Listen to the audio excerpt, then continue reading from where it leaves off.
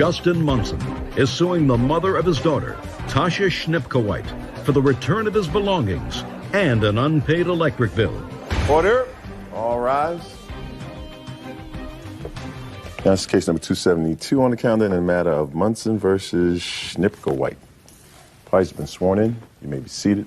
Mr. Munson, you and the defendant lived together on and off for about 3 years, according to the complaint that I read. Yeah. You have one child together, and the defendant has one from another relationship. It is your complaint that when this miserable relationship finally terminated, the defendant cleaned out the apartment of property that belonged to you. You want your property back. It is suggested in the complaint that you have a domestic violence problem, which means a short fuse and or an assaultive personality, and that the defendant has an alcohol problem. And these two children, unfortunately, have to suffer through all of that. The defendant says she took only the property that was hers, and she is counterclaiming for the assault that she alleges was perpetrated by you, which caused this final separation. Is that correct? Correct. You lived on and off for 3 years. How old is the child that you have together? 1. And how old is your other child? My son is 10. And there was a time when both of these children were removed from your custody by Child Protective Services. No. Just 1. Just 1. Actually, my ex-husband and I have joint custody. I had physical care of my oldest son up until 2005, and then physical care went over to my ex-husband, and it went from him having weekends to me having weekends, Your Honor. That was through Child Protective Services? No, not on my son, just on Emma, Your Honor. Just on our daughter. So Child Protective Services did not remove the older child and place the older child in foster care, but they removed the younger child. How old was Emma when she was removed? She was 5 weeks old, but it wasn't my relative. I'm sorry, 5 weeks old, Your Honor. Why was she removed? The defendant had put bruises. I have pictures of what he did to her and what he did to me at the time, and this is why she was removed. Can I see it, please? Yes. And he was actually founded for the abuse on her face and pleaded out to the abuse on me. Judge, there is another thing that is being removed for that, for being both of us being founded for that bruise on her, and it's still in our appeal. Who's responsible for the bruises on the defendant? That's me. That would be you? I pleaded guilty, yep. How many times did you plead guilty to assault? Just once. He was arrested several times, sorry. Prior to your relationship with the defendant, were you involved in another relationship? Yes. Were you ever arrested with regard to that relationship for domestic violence? We both were, yes. Didn't ask about both. I said you. Yes, I did. What are you smiling about? Because it's not nice for me what I did. I regret it. Well, then why are you smiling? That's an inappropriate affect. You know what they say about inappropriate affect? They usually say that you're crazy when you have inappropriate affect. Is your grandmother still alive? 1, yes. Okay, if somebody said to you that your grandmother died, would you smile? Probably not.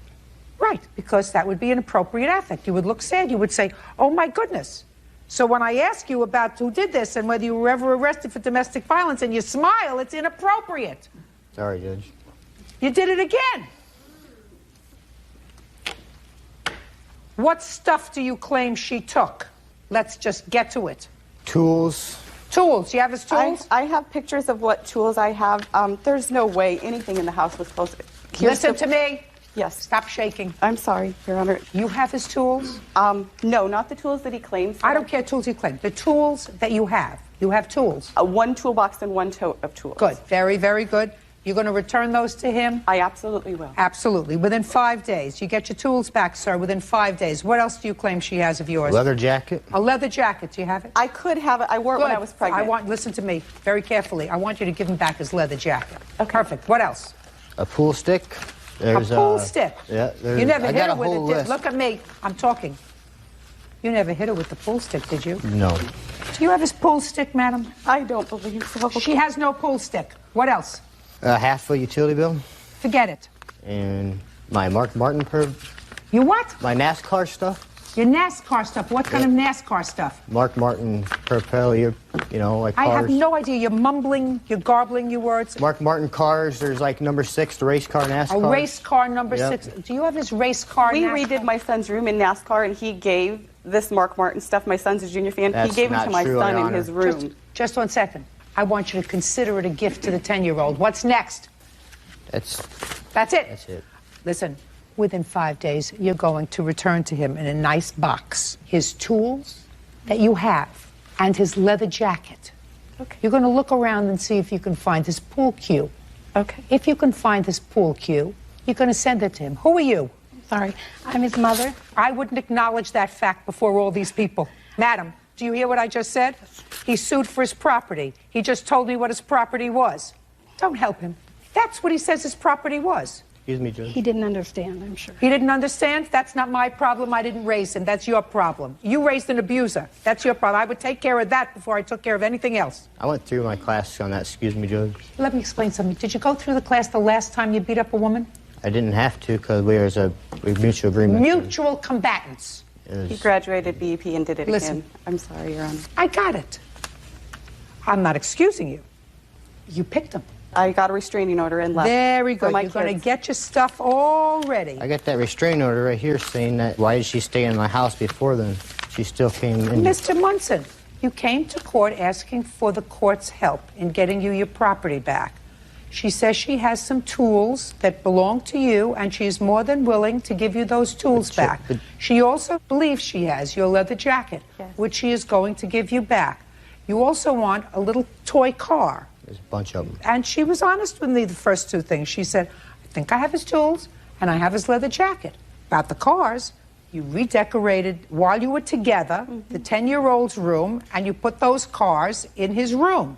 That makes it a gift. You don't get those back. That's because it's a two-bedroom apartment. Where else are we going to put it in our two-bedroom apartment? You don't want me to answer that question, sir. Judge Judy continues in a moment. Is he your only child? No. Are the other ones normal? Yes, The other one is normal. both of them. He's not normal. Real cases, real people. Judge Judy. Justin Munson claims the mother of his daughter, Tasha Schnipkowite, won't return his tools or his NASCAR collectibles. Tasha is countersuing, claiming Justin physically abused her and their infant daughter.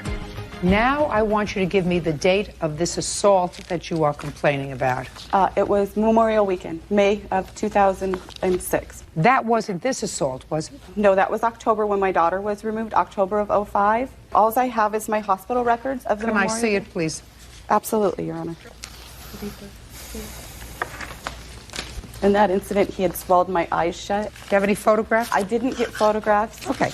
I would like you to tell me what happened on Memorial Day. Okay. I picked him up from work, and we had went out for a couple drinks, and he has a very, very jealous tendency. I'm always Why giving were me- you drinking? You got a problem. He states that I have a problem drinking, Your Honor. I don't drink any more than anybody else my age. Okay. You may or may not, but I wouldn't drink at all. That's true. That is true. So you went out for a couple of drinks and... And prior to that, we'd separated, and I just moved back in with him. And when we were separated, I had started dating somebody else. And he always wanted me to tell him in detail everything about the man. Well, when he drank, that's when his anger really flares. And so we had gotten home, and he started asking me questions about the other gentleman. And I wasn't willing to talk about it, so he held me down on the couch. And he just over and over in my head and in my face. And I had to wait till he passed out, and I ran down the street to my mother's house. And my mother then called the DHS because we had a visit with our daughter that weekend. And they didn't think that our daughter should come the next day with me looking the way I did. And Okay, Okay. You want to tell me your version, Mr. Munson, of what Yeah. happened on Memorial Day? She got hit by a softball, Judge. I got it written right here, statement from her saying she did. You mean from the emergency room? Nope, from the emergency room said that, and from what she told the DHS. I had Well, to I'm said I telling would you, never that's get my no daughter question back. that's what she told them, that she got hit with a softball Yeah. or maybe a bus. That's not what I'm asking you. I'm asking you what happened on Memorial Day, sir. I expect an answer. Don't look there. I was- And don't look there. Listen to me. There is no question you assaulted her on Memorial Day. There is no question in my mind that you assaulted her on Memorial Day. Maybe you have an excuse. Maybe there was a reason. Maybe you were drinking.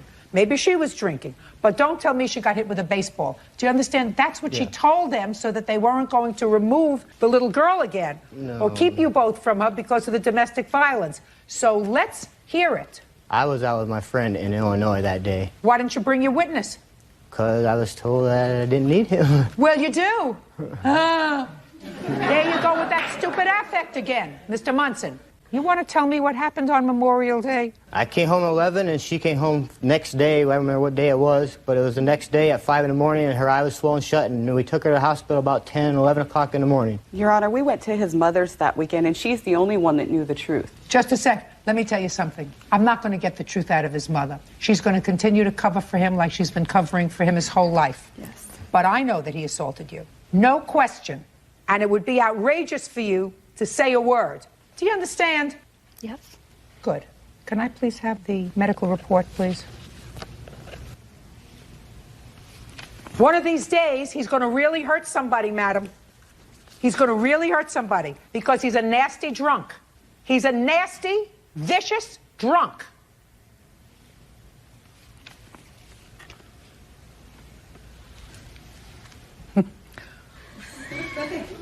Tasha stated that she received the bruising on her face, arms, because they're concerned about returning this child to a household where there is domestic violence. She received the bruising on her face, arms, and inner thigh at the end of May from a baseball. You got it. Is he your only child? No. Are the other ones normal? Yes. He's married and has a child. The other one is normal. All of them. Both of them. He's not normal. He's not normal. Judge Judy continues in a moment. When you bring a child up in an abusive household, like you did, that's what they become. They become an abuser. And later today, The defendant says that you did finance some reconstructive cosmetic surgery. She wanted to start a new life, and no cosmetic surgeon is going to take payment, so I paid for it up front. real cases, real people. Judge Judy.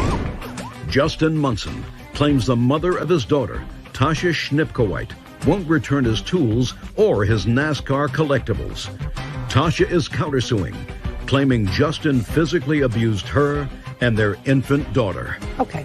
Were you married to their father? Yes. Did he beat you? Yes. Shh. Did he beat you? Yes. That's what happens. Abusers see their mothers abused. That's what they think happens. That's the way they think people live. You're allowed to do it. It's accepted. Don't you read things? Don't you watch television? Don't you see documentaries? Don't you read newspapers? When you bring a child up in an abusive household, like you did, that's what they become. They become an abuser, like your son. And don't make excuses for him. You may have made excuses for your husband, but don't make excuses for your son. Judgment for the defendant on the counterclaim in the amount of $5,000. Thank you very much. That's it. Excuse, so stay here. Stay here for a moment. It took a lot for me to move on, and now I'm doing, I don't want to stay with an abusive man. Hitting over head with a pan. I got hit with anything she could grab. I don't want to raise my kids to grow up to be what he is. I was wrong in what I've done, yes, but You took I mean, I classes. took my part in doing my classes to make myself better. He promised he'd change, and again, it just kept happening over and over and over. I got a good woman now that she has no problem with me. When you start seeing those red flags, get out. And now the next case. All parties in the matter of Odom versus Jackson. Step forward, please. 21-year-old Marvin Odom is suing his former friend, 22-year-old Mary Jackson, for the return of baby clothes. Mary is countersuing, claiming Marvin damaged a banister in her home while he was drunk. I gather from your complaint that you and your girlfriend, who's pregnant, had nowhere to live. And you called up Miss Jackson and said, could we come in and stay with you for a little while? Miss Jackson, because she's a very nice lady, said, okay, right? No, that's not really what happened. Well, why She don't you tell me insisted. what happened? Miss Jackson insisted that we come stay with her because she was returning a favor because my girlfriend's mother helped her when she was pregnant with her first child. But your mother didn't help her, No. right? And you didn't help her. No. But you just came along with the package. Yeah. You and your pregnant girlfriend moved in with the defendant because she was being a nice person. Well, yeah, you can say that. I did say that. And things didn't work out. Right. Miss Jackson said things didn't work out because you got into argument with your girlfriend, you broke the banister in her house, then you got drunk, you fell down the stairs, you had to be taken to the hospital. Is any of that true, sir? Not really, Your Honor. How about a little piece of it? Did you go to the hospital? Yes, I was hospitalized. Did you go to the hospital because you fell down the stairs? Yes. Was it the same stairs that had a broken banister from a couple of days before? Yes. And how did the banister get broken a couple of days before? Look at me. Don't look down here. That I couldn't even tell you. All I have to say is that by the time I was in the hospital to the time I got out, I'm not hearing about the banister thing until we just filed a small claims court. In any event, at that point, when he went to the hospital, according to you, that was the time when you said, time to go. Yeah. That's when she told you she wanted you out, when you went to the hospital? No, Your Honor. When did she tell you she wanted you to go? The first thing, she did not tell us we needed to go.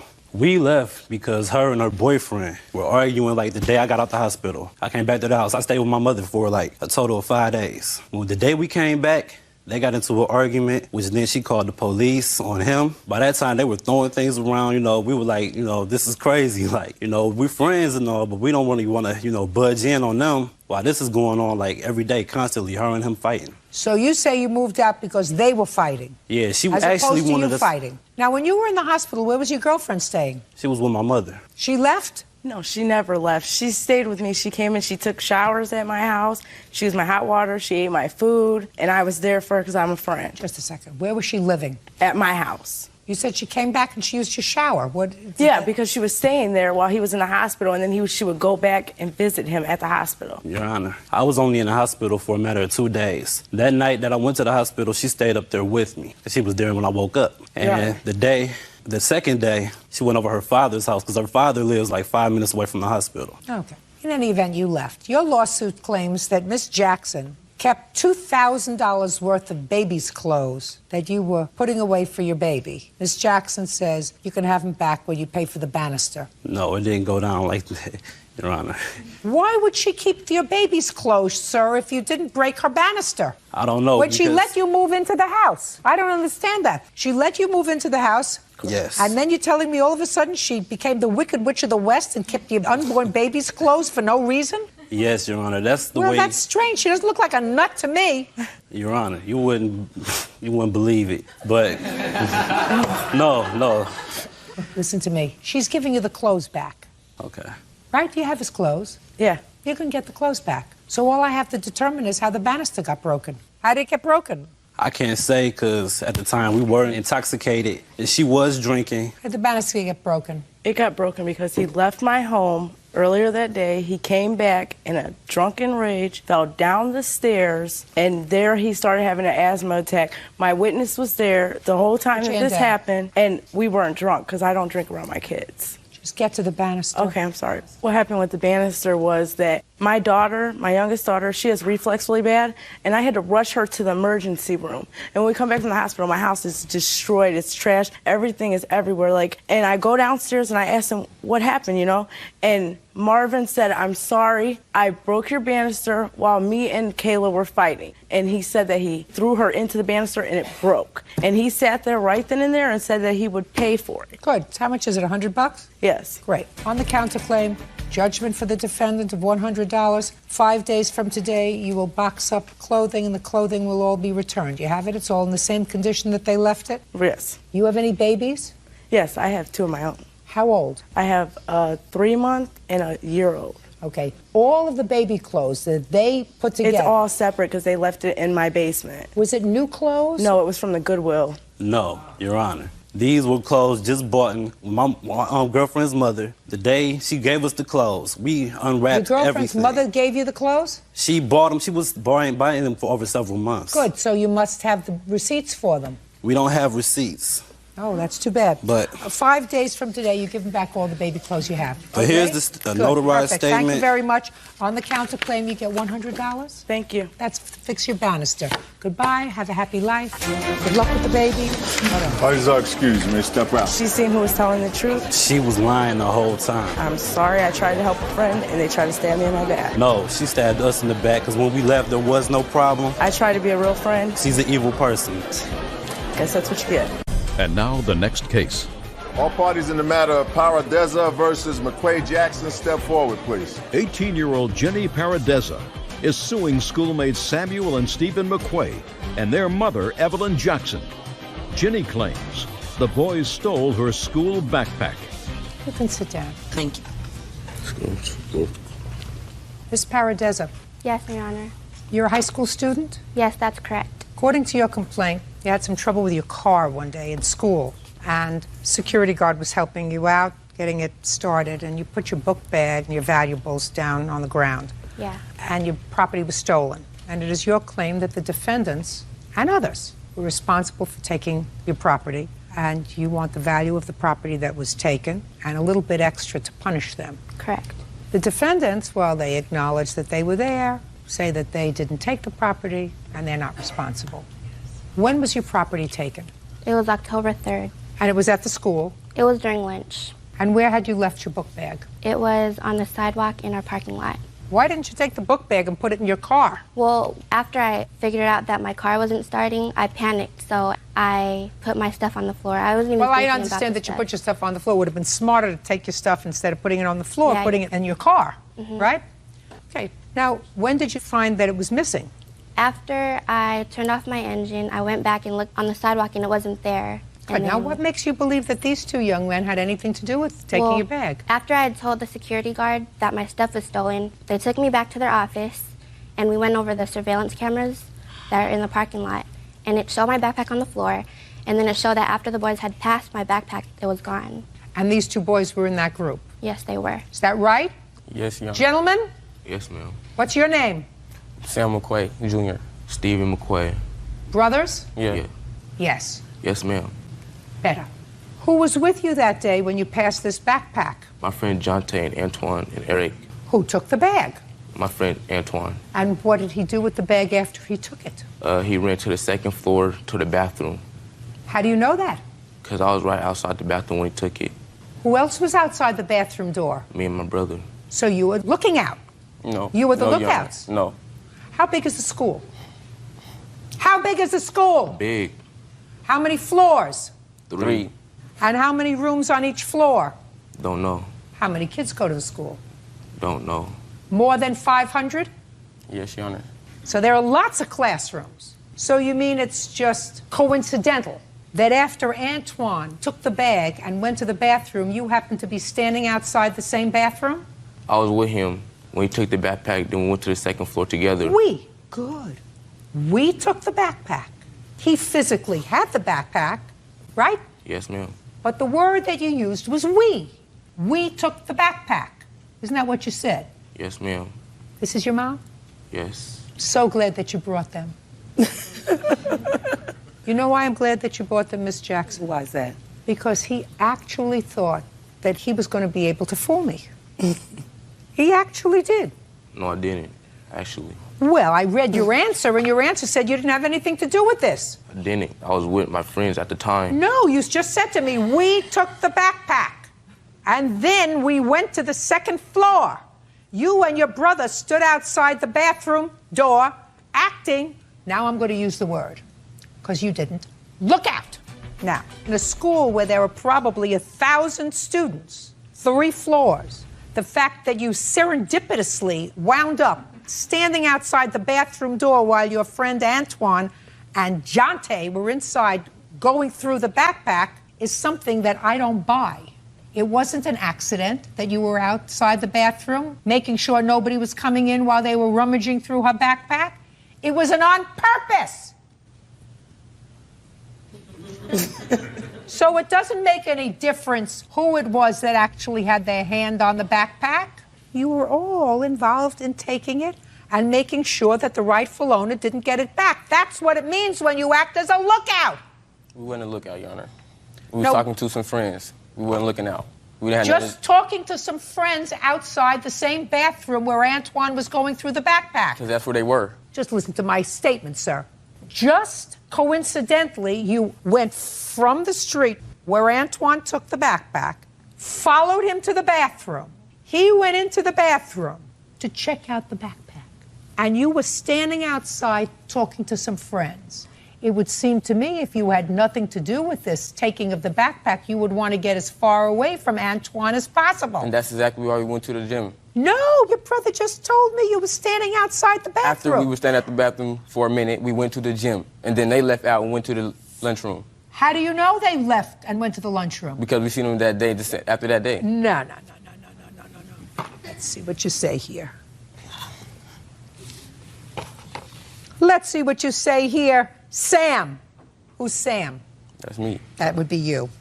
I followed the guys all the way up to the second floor hallway. The other kids took the bag in the bathroom. My brother and I stayed in the hall near the bathroom only because we ran into a friend. The kids came out of the bathroom with an identification card and the backpack and threw it in the trash. No one had any money. That's not, we just stayed there and then we went out and we didn't see them come out of the bathroom. We just found out about it in the lunchroom. You say, Sam, that you saw them come out of the bathroom with an identification card and the backpack and threw it in the trash. Were you lying here? No, Your Honor. Oh, okay. Well, that's a little different story than you just told me, young man. You think you're smarter than I am? Never in your life. Never in your life. If you live to be 104, will you be smarter than I am this day? I will. Maybe so, Your Honor. You will? Yeah. Maybe so. Never happen. Never. How would you know? Because you're there and I'm here. That's how I know. That's what you think. That's how. Because you're there and I'm here. That's because in 5 minutes I was able to catch you so far in 2 lies. Not 1, but 2. Tell me those 2 lies. Listen, it's not my job to tell you. I'll give you a copy of the tape, sir. You can go home and watch it yourself.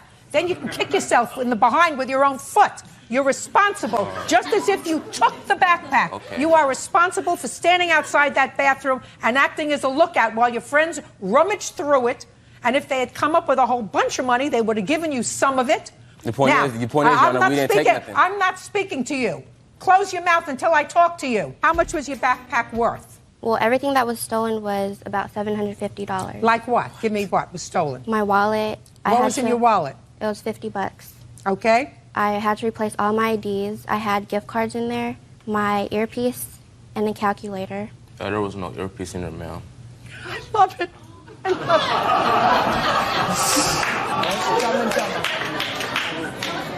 it. Judge him for the plaintiff for the amount of $500. That's what I think it's worth, madam. Goodbye. Parties are excused. You may step out. There were some things that they said that I would have done the same thing that Judge Judy did. I think it was good.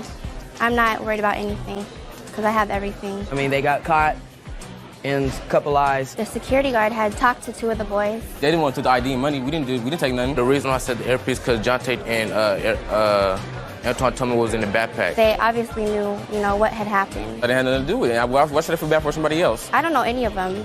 Until today, I don't even know what they look like. Next time they see somebody doing something wrong, don't be with them while they're doing it. Walk away. Just don't be involved. And now the next case. All parties in the matter of Martin versus Say. Step forward, please. 26-year-old Jamie Martin is suing her former live-in boyfriend, 25-year-old Thomas Say, for a loan to pay his child support. Thomas claims Jamie gave him the money out of kindness. Miss Martin, according to what I read, you met the defendant on the internet. You started dating him. He needed some money because he was behind in his child support. You made a loan to him for his child support, and he hasn't paid you back. Correct. Mr. Say acknowledges or says that you gave him money to pay off his child support obligation, but that it was a gift and a nice gesture. That's your defense. Yes, ma'am. Okay. When did you meet him? In August of last year. And when did he tell you he had a problem with his child support? Probably around October. Had he borrowed money before that? No, but he was living in my house. He was? Yes. When did he move in? Probably in September. Met him in August, moved in September. Yeah, bad choice. Bad choice, very bad choice. You work? Yes. What kind of work do you do? I'm a part-time cashier. What do you do for the rest of the time? Oh, nothing. I'm trying to go full-time. How do you support yourself? With my job. As a part-time cashier, who pays your rent? I have a mortgage. I pay myself. What's your mortgage? $530. Do you have any other source of income? I sold a house in Florida. I still have a little bit of money left from that. You're living in California? No, South Carolina. What prompted you to move from Florida to South Carolina? My parents moved up there and they gave me some land. Parents subsidize you? Meaning? Give you money? No. How much do you make from being a part-time cashier? $8. Where did you get the $3,000 from that you loaned to him? When I sold my house in Florida, I had money in the bank that I was saving. Show me that you withdrew $3,000 and gave it to me.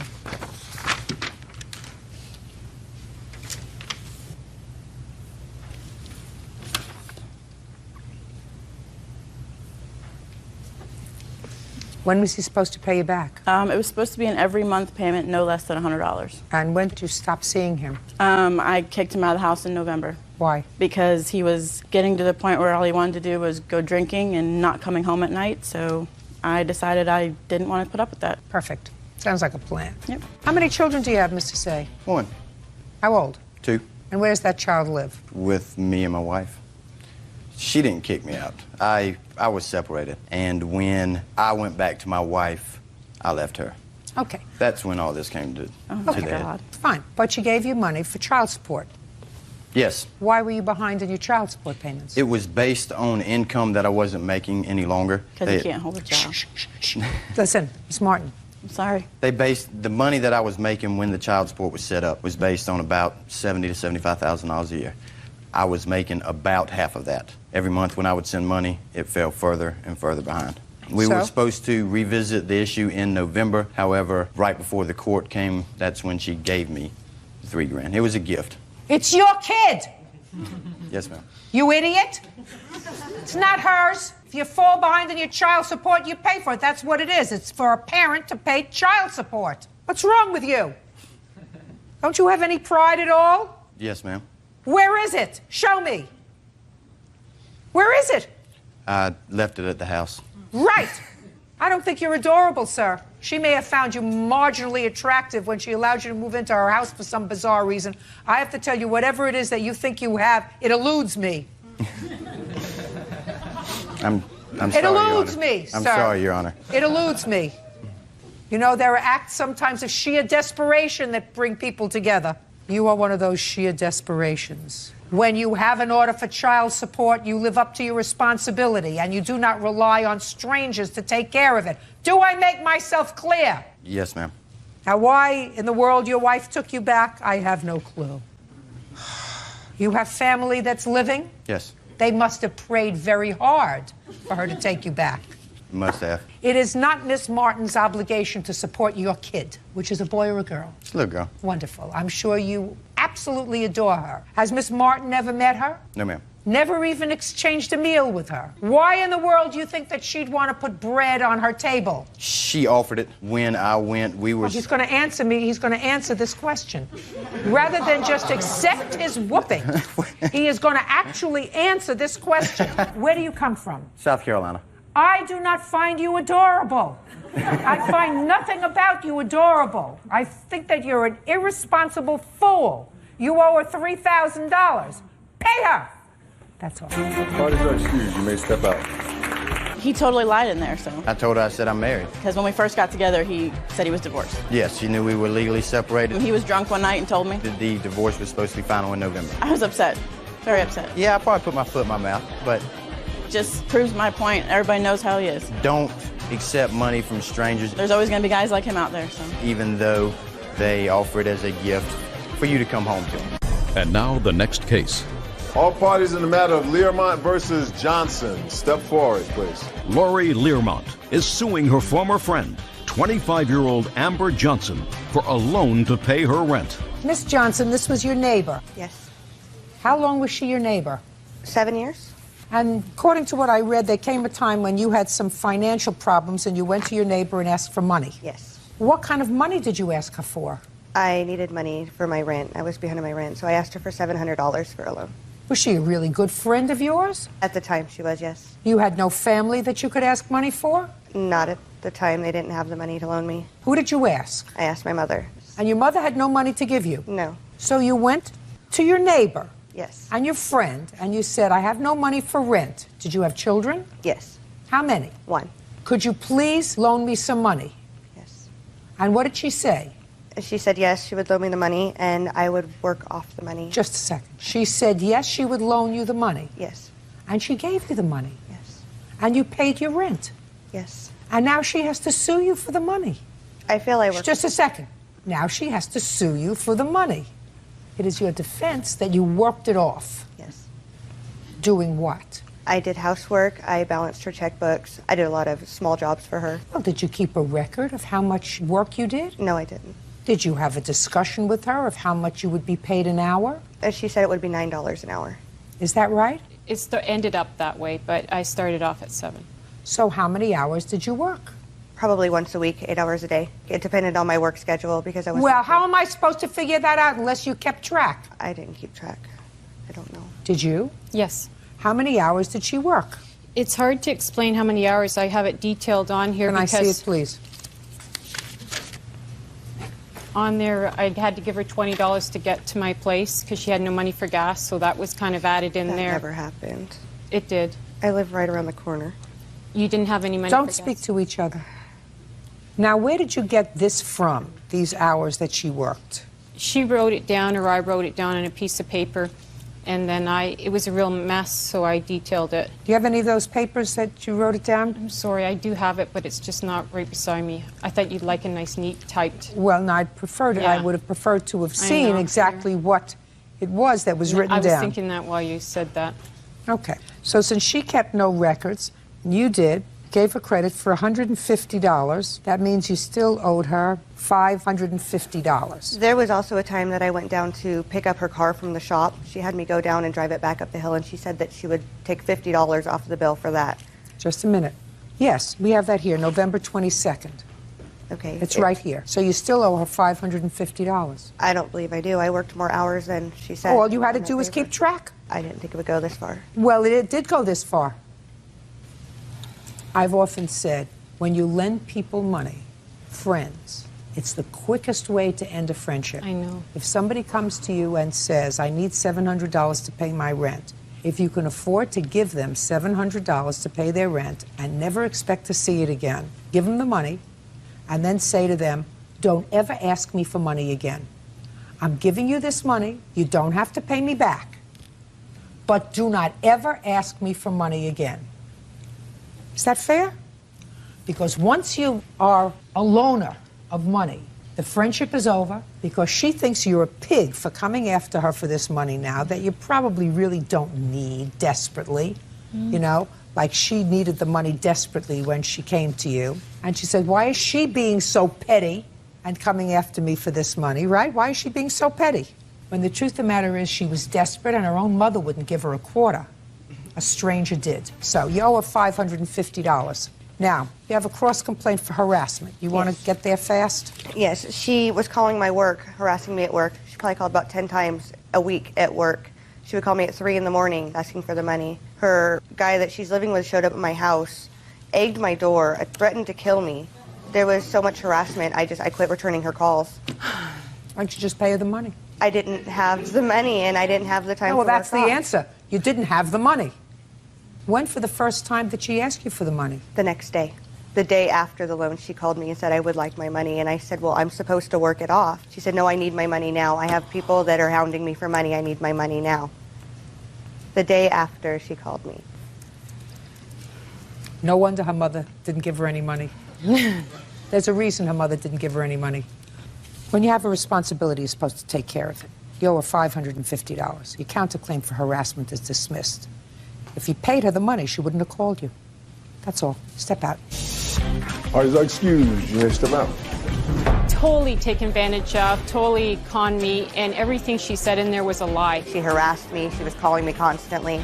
I was scared. Totally not true. It's all made up. It's like she's Academy Award-winning actress and makes up these stories. Pick up her car, clean her floor, scrub her bathroom. I mean, she was eccentric about everything, and she wanted everything perfect. I felt really sad, you know. She was going to get, she said, be on the streets, kicked out. I am thankful, but the harassment afterwards was not worth it. It's like what Judge Judy says, you know, if you have the money to give it away, but don't expect it back, and then you won't lose anyone's friendship. We're still neighbors, but we'll never be friends. Schiller is suing her daughter, 24-year-old Patsy McCraw, for credit card debt that was transferred to her account. Patsy says her mom broke their apartment lease, so she's not paying. All rise. All rise. Now, this is case number 567 on the calendar in the matter of Schiller versus McCraw. Our parties have been sworn in. You may be seated. You're welcome. Miss Schiller, this is your daughter, and you're suing her for a loan that you made to her when she was pregnant and you wanted to help her get her finances in order. Your daughter says that you did, in fact, loan her some money. However, you also stuck her with a year's lease on an apartment that you signed together when she was 8.5 months pregnant, so you're even. That's your defense, right? Correct. Okay. I gather from your papers, Ms. Schiller, that you and your daughter had a sort of up-and-down relationship for a while. Would that be a fair statement? Yes, ma'am. What made you decide to move in together? My daughter was pregnant and needing assistance and support. I thought that her and I moving in together would not only help her to get back on her feet, but also to help her get her credit back in good standing. Where do you work? I work for myself. I'm a housekeeper. You and your daughter rented an apartment and both signed a lease. Yes, in what ma'am. month? In August of '06. Is that correct? Yes. And what was the rent on the apartment? $595 plus the deposit. And when did you move out? December 11th. Had you paid December's rent? No, ma'am. Okay. Now tell me about this loan that you made to your daughter. Well, my daughter had... She had a whole bunch of credit cards. Yes, ma'am. Okay, so we know that. You wanted to consolidate those credit cards, so you put it on And your manage credit it. card. I put it on my credit How card. much? $48.57 and 80 cents, I believe. And you made no payments on this? I had made one payment. Of how much? Of $100. Okay.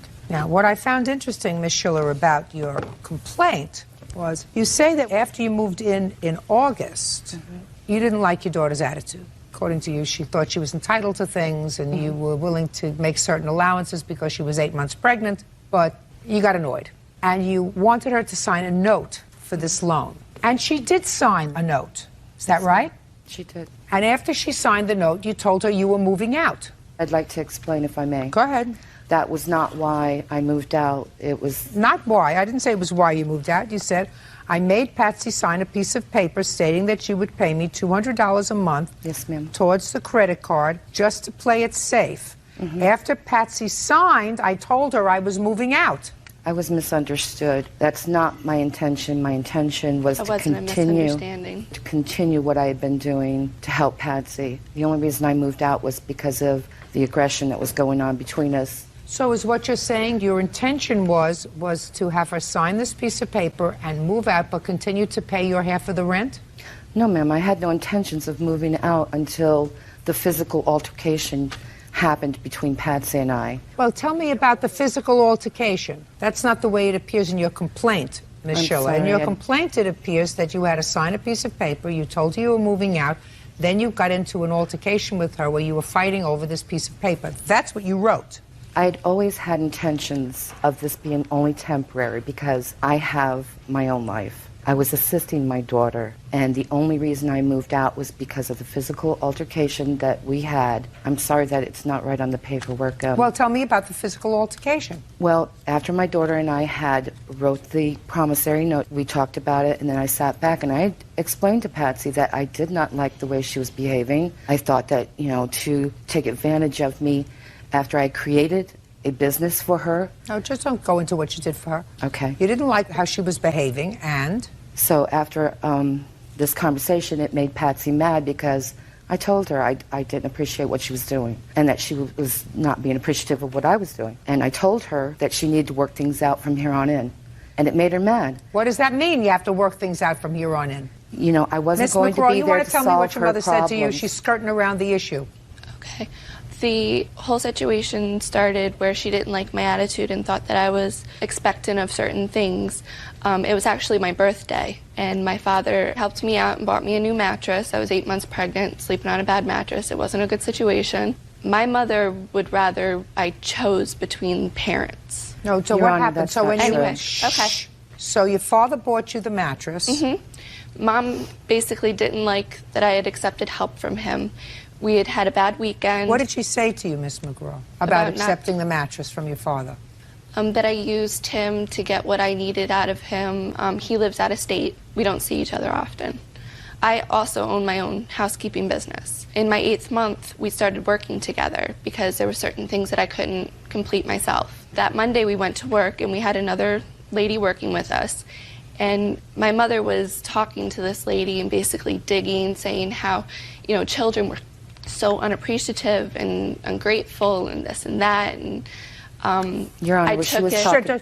I'm sorry. I took it personally. And I told my mother that I wasn't going to be exposed to this stress, that I didn't want to work with her anymore. I would find somebody to help me with my accounts, and she could keep the person that we hired together for her accounts. She insisted that if I wasn't going to work with her anymore, that she wasn't going to take me home. I needed to walk home.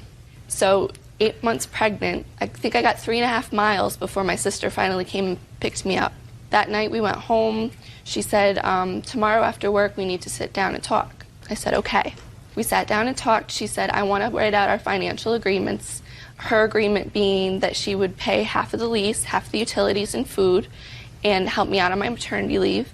And she had consolidated a debt for me, and I was going to be able to pay that back. I insisted that we write the agreement out on one paper. You know, her half of the agreement, my half of the agreement.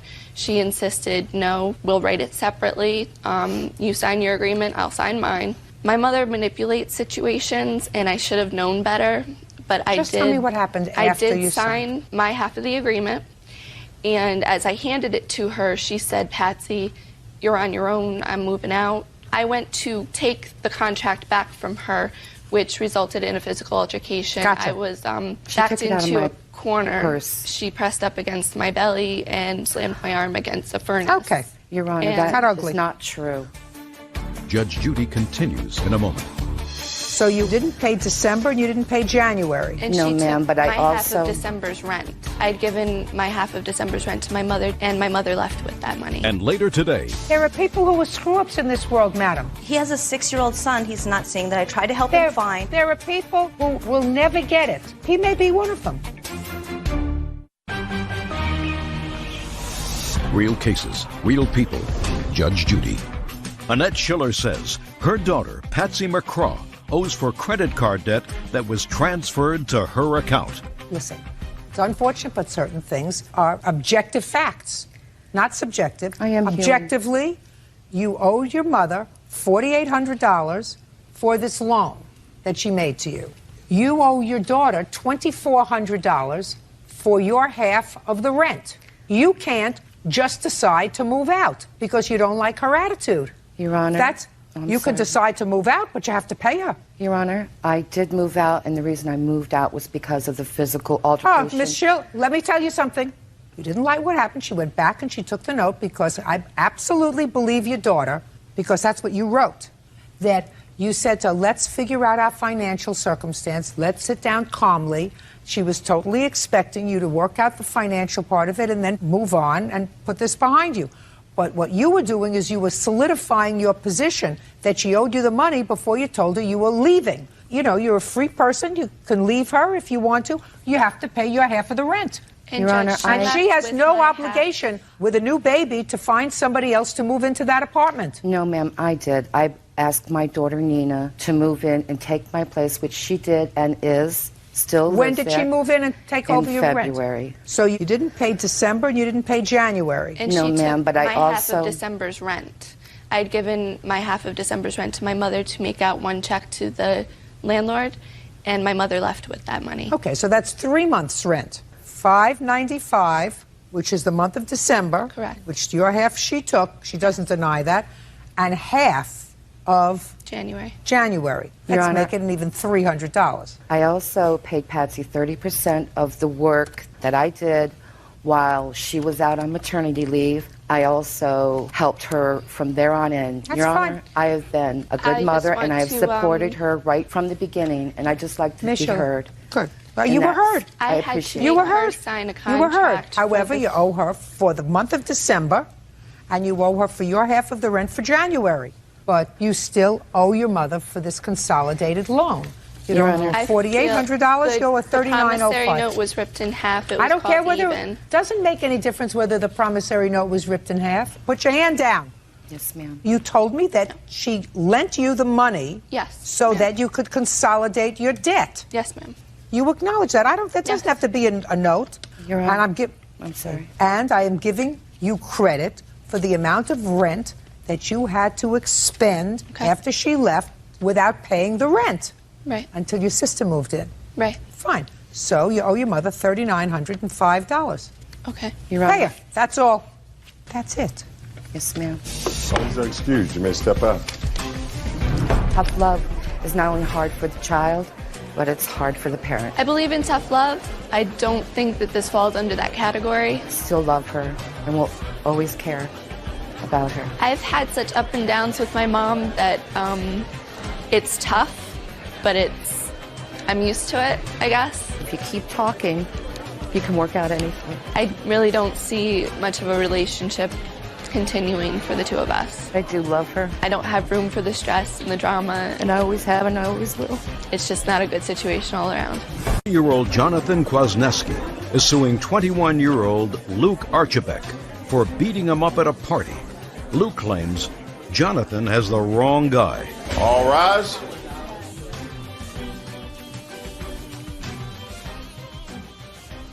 Your Honor's case number 338 on the calendar in the matter of Kwasniewski versus Archibek. Thank you. Parties have been sworn in, Your Honor. You may be seated.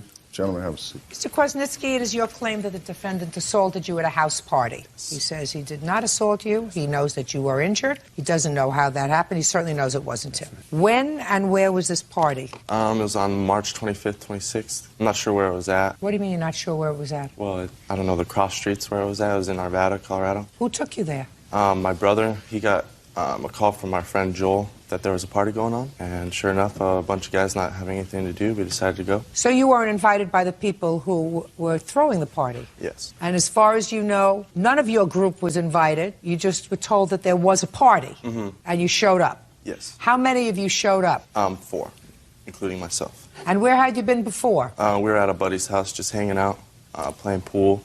Drinking? No, his parents were there. We were just hanging out, looking for something to do. So you got there about 11:30. And how many people were at the party when you got there? Roughly 40, 35 maybe. Were you introduced to the people who were throwing the party? Not necessarily the people who were throwing the party, but who, were just there already. Do you know who was throwing the party? I don't. Who would that be, Mr. Archibek? It was actually my friend Scott Hodges. It was his birthday party at the time, and there was actually more like about 100 people there, and there was plenty of alcohol, and everybody was intoxicated at the time. Why don't you not volunteer information that I didn't ask for, sir? Sorry, ma'am. I know you want to get it all out. I do things in a very orderly, organized fashion. Yes, ma'am. Got it? Got it. So it was your friend whose party? Scott Hodges. Scott Hodges. You see, if you just concentrated on answering my question, I would have understood you. Yes, ma'am. Sorry. Did you know who Scott Hodges was? No, ma'am. Who were you? Friend. Did you know who Scott Hodges was? No, ma'am. How old was Scott Hodges? He just turned 21 at the time. And this was at his parents' house? Yes, ma'am. And they were in or out? They were indisposed at the time. They were not in. They weren't indisposed. Well, they're out, yeah. I'm sorry. They weren't home? Yeah, yes, ma'am. Okay, so tell me what happened when you got there, sir. We get there and we see that there's hardly any alcohol left, none at all. So we're, wanting to entertain ourselves, just talking around, meeting new people. And I'm just sitting there and I'm talking to this one fella, Corey. And, I'm talking to him, he has a big scar on his face. He said he got hit with a bat, so conversation goes on. He sees my friend Jeff and his twin brother. And he says, I know you guys. You guys are the kids that jumped my friend. And he started getting, worked up. So I'm saying, hey, Corey, just, relax, just, pat him on the back. Next thing, he pushes me off and says, get the F off me. So I'm like, whoa, okay. So as soon as that happens, the whole crowd looks at me like I did something wrong. Almost as if I punched him in the face, just out of nowhere. So the whole crowd looks at me with just everybody staring at me, just wanting to beat me up. And I turn around and some kid hits me in the face, just punches me in the face. And I'm standing there like, what in the heck is going on? And Jeff comes up and says, Quas, no, don't mess around with this because we're outnumbered. It's like 4 of us and 100 of them. Okay, and so I'm like, okay, some guy gets in my face, talks crap. I don't do anything. I say, I'm sorry. Another kid gets in my face, says, well, you're gonna pay for what you did. I was like, I didn't do anything. Another kid gets in my face, blah blah blah. Next thing I know is I'm getting helped up, and I don't remember anything. And when I came to, I was missing my shoes, my face hurt, I don't even remember what happened. I barely even remember jumping the fence because we were trying to get away from those guys. Okay, so you ended up, according to your complaint, in an emergency room. Do you have the emergency room records? Yes, I do. I'd like to take a look at them, please. You have the police report? Yes. I'd like to take a look at that, too. Anybody arrested for this assault? No.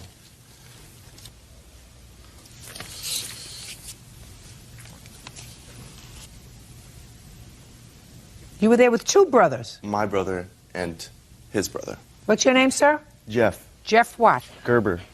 Stand up, sir. When, for the first time, sir, did you speak to the police? I spoke to the police about 4 days afterwards, after this happened. And what prompted you to speak to the police 4 days afterwards? They had called me. He went into the doctor's the day after, and he filed the police report then, so I was just waiting for them to contact me so I can give him my side of the story. And when you spoke to the police, what did you tell them, Jeff? I told him that we went to a party where there was drinking and there was people. Did you drink? No, we were only there for about 10 minutes before this happened. Mm-hmm. And But everybody else was drinking because there was no alcohol left by the time you got there. Yeah, it was a party, so there was about 100 people, like he said. Well, I just said that when he got there, the alcohol was all gone, which means everybody was pretty well loaded. Yeah. Okay, go ahead. And as we were sitting in the back porch of the house, and Corey is the one that had started talking to me about a previous fight that I had been in about a year before that even happened with one of his friends, and tried to get all huff and puffy and tough, and started cussing and saying all sorts of stuff. And then, he had challenged me to fight him, and then he had challenged John here to fight him out on the back of the lawn, and pretty much everybody heard that and just started coming outside and what's going on? And then I had seen John here get punched by a kid, I believe his name was Scott. Okay, so he got punched by a guy named Scott. He got punched by a guy named Scott, and then I told John here to just lay off. We don't want to get, jumped here. And then just every kid thought we were out to get him, so every kid was getting in our faces. And then I looked to my right. I'm standing with my back towards the building, the house, and I looked to my right, and John here gets sucker punched. He wasn't looking, he was facing forward, while Luke here ran up next to him from his right and sucker punched him in his face. Judge Judy continues in a moment. It was not me who threw the punch and everything. It was actually my friend. Oh, so you know who hit him? Yes, kind of. No. Yeah. Listen to me. What's his name? And later today... Why didn't you kick him out? He wasn't living with me. I mean, kick him out of your life is my question. Because a good man nowadays is hard to find? What is it? Real cases, real people. Judge Judy. Jonathan Kwasniewski claims he was an uninvited guest at a party when he was attacked by Luke Archibek and his friends. Jonathan says his jaw was broken and he was knocked out cold. When was the first time you met Luke? That night. Never seen him before? Never. When for the first time that evening had you seen Luke? Right after he punched him. So you had not seen him before that evening? Mm-mm. That was the first time you saw him? Mm-hmm. And when was the next time you saw him? Here. When you were interviewed by the police 4 days later, you told them that you could identify the person who They assaulted him? didn't even ask me that. They already knew it was Luke. Don't tell me what the police knew. I'm looking at the police reports, and I don't see anything about Luke here. What? Ma'am, I was never contacted by any... Shh. You mean you spoke to the police? Did they come to your house? Oh, they had called me on my cell phone. Called you on your cell phone? Did you give them the number? For him?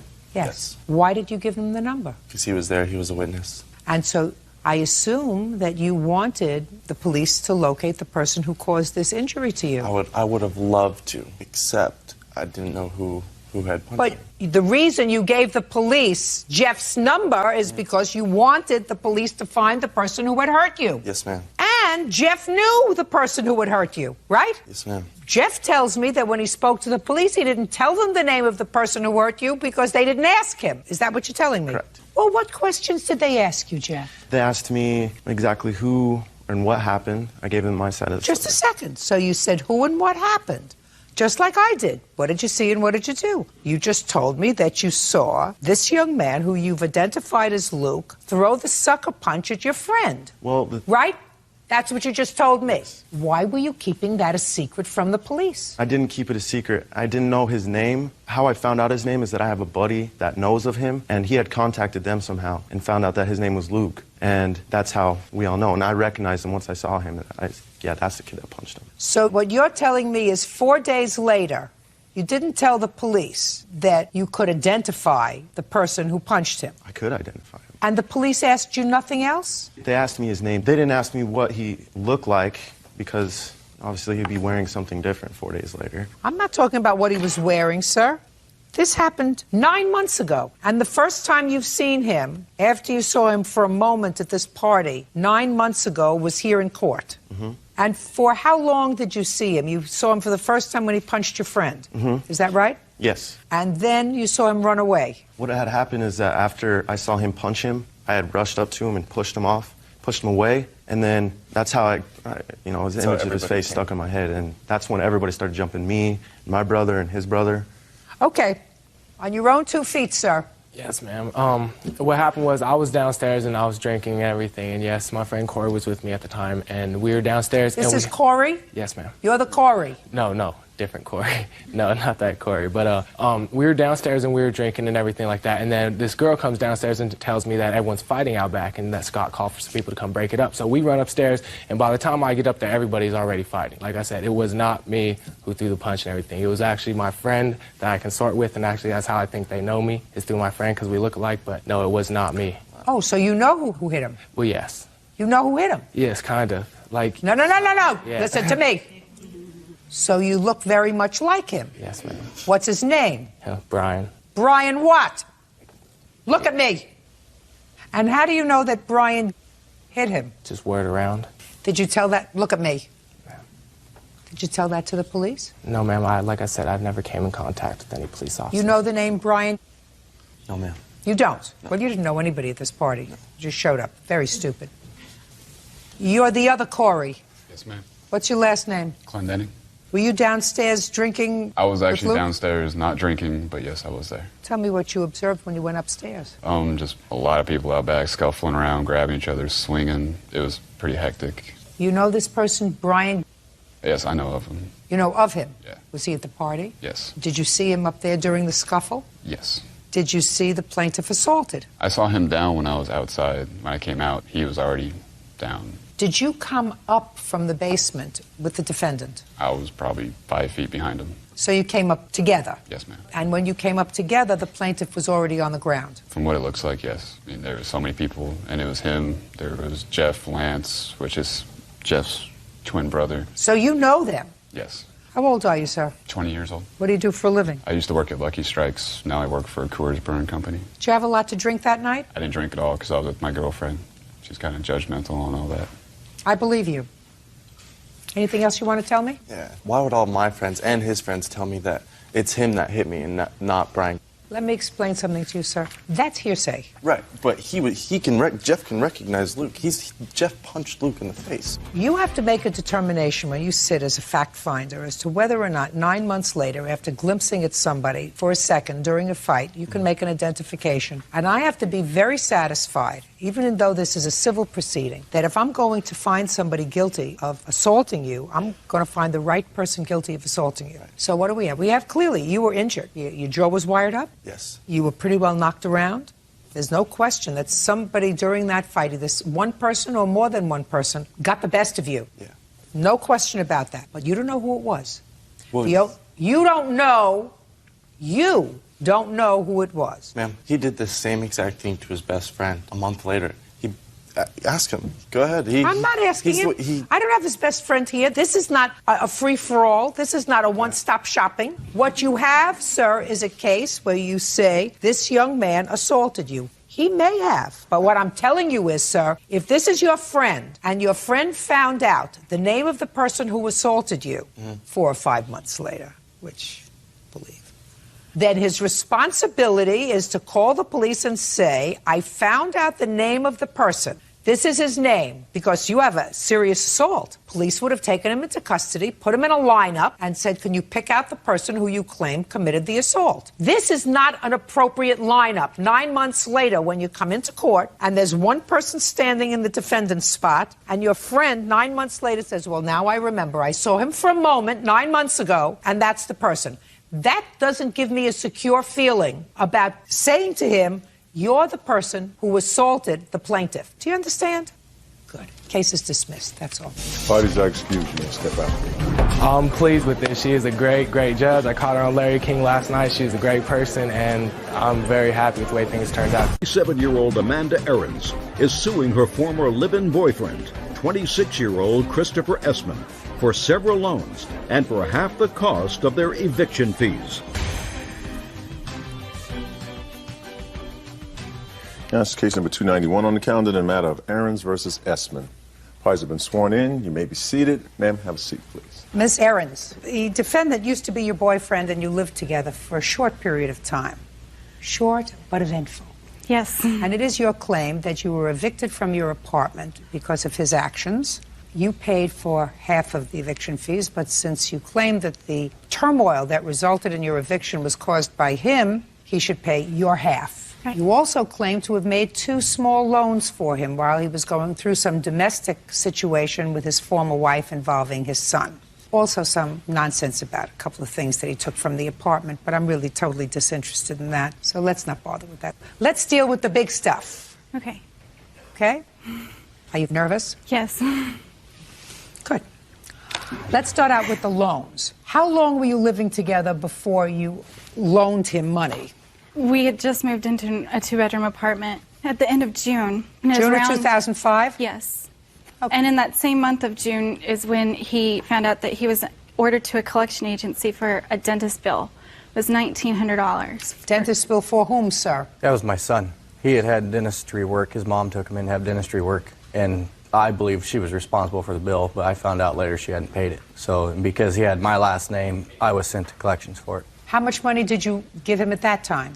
$1,000. He paid $952 of it, and I paid $1,000 of it. So let's hear about this first $1,000, Mr. Essman. It was came out of our joint account that we had shared together. We had a joint checking account. How long had you had a joint account?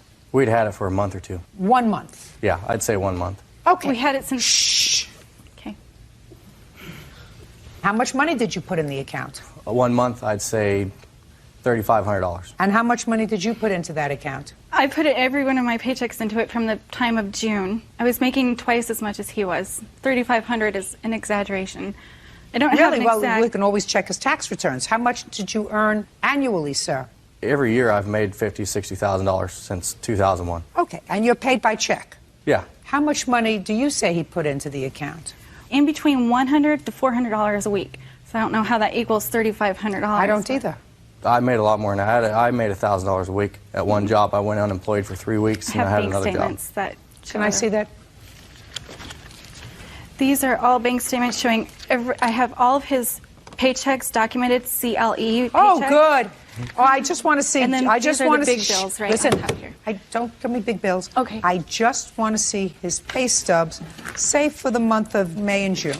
You have those? Show them That's to the me. whole. Don't give me year. a whole. Can I have at my that? age, I can't look at all those things. Just give me what I need, please. 475 in June, on 6/24, 9/12, on 7/1, 8/67. That's July. What else do you have? Those are the only ones I have for June because he was fired at the end of June for stealing gas. Okay. He was unemployed for 2 months. What was the next amount of money that you had to advance to him? Well, then I advanced him the $1,000 for the collection agency for his son, and then he had to pay $1,000 for a lawyer. He was going through a custody battle with his son.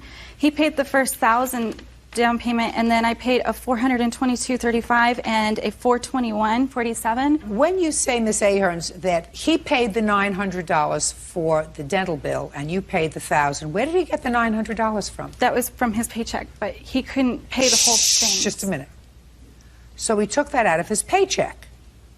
And would you tell me how it came about that you put in the other $1,000? His account was being overdrawn. He didn't have enough money in his account from all of his paychecks to pay the things that he was buying and then also pay for... Did he have his own bank account in addition to the joint one that you had together? Up until June. The time that we moved in together, we combined our joint checking account and combined our money. And, you know, I made more money. I chalked that up to, okay, I paid the bills, I paid everything. But these specific things were for his son, and we made an agreement that he would pay me back for those specific things. When did you make that agreement? During that month of July.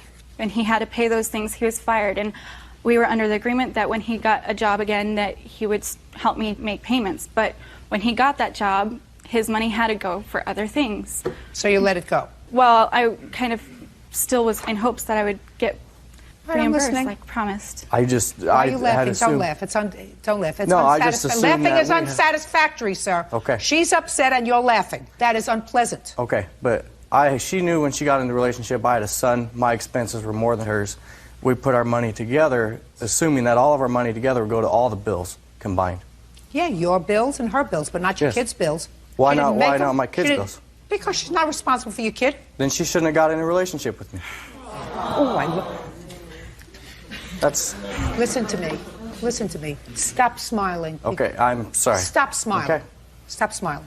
By the way, don't ever get a joint bank account with somebody that you're not married to.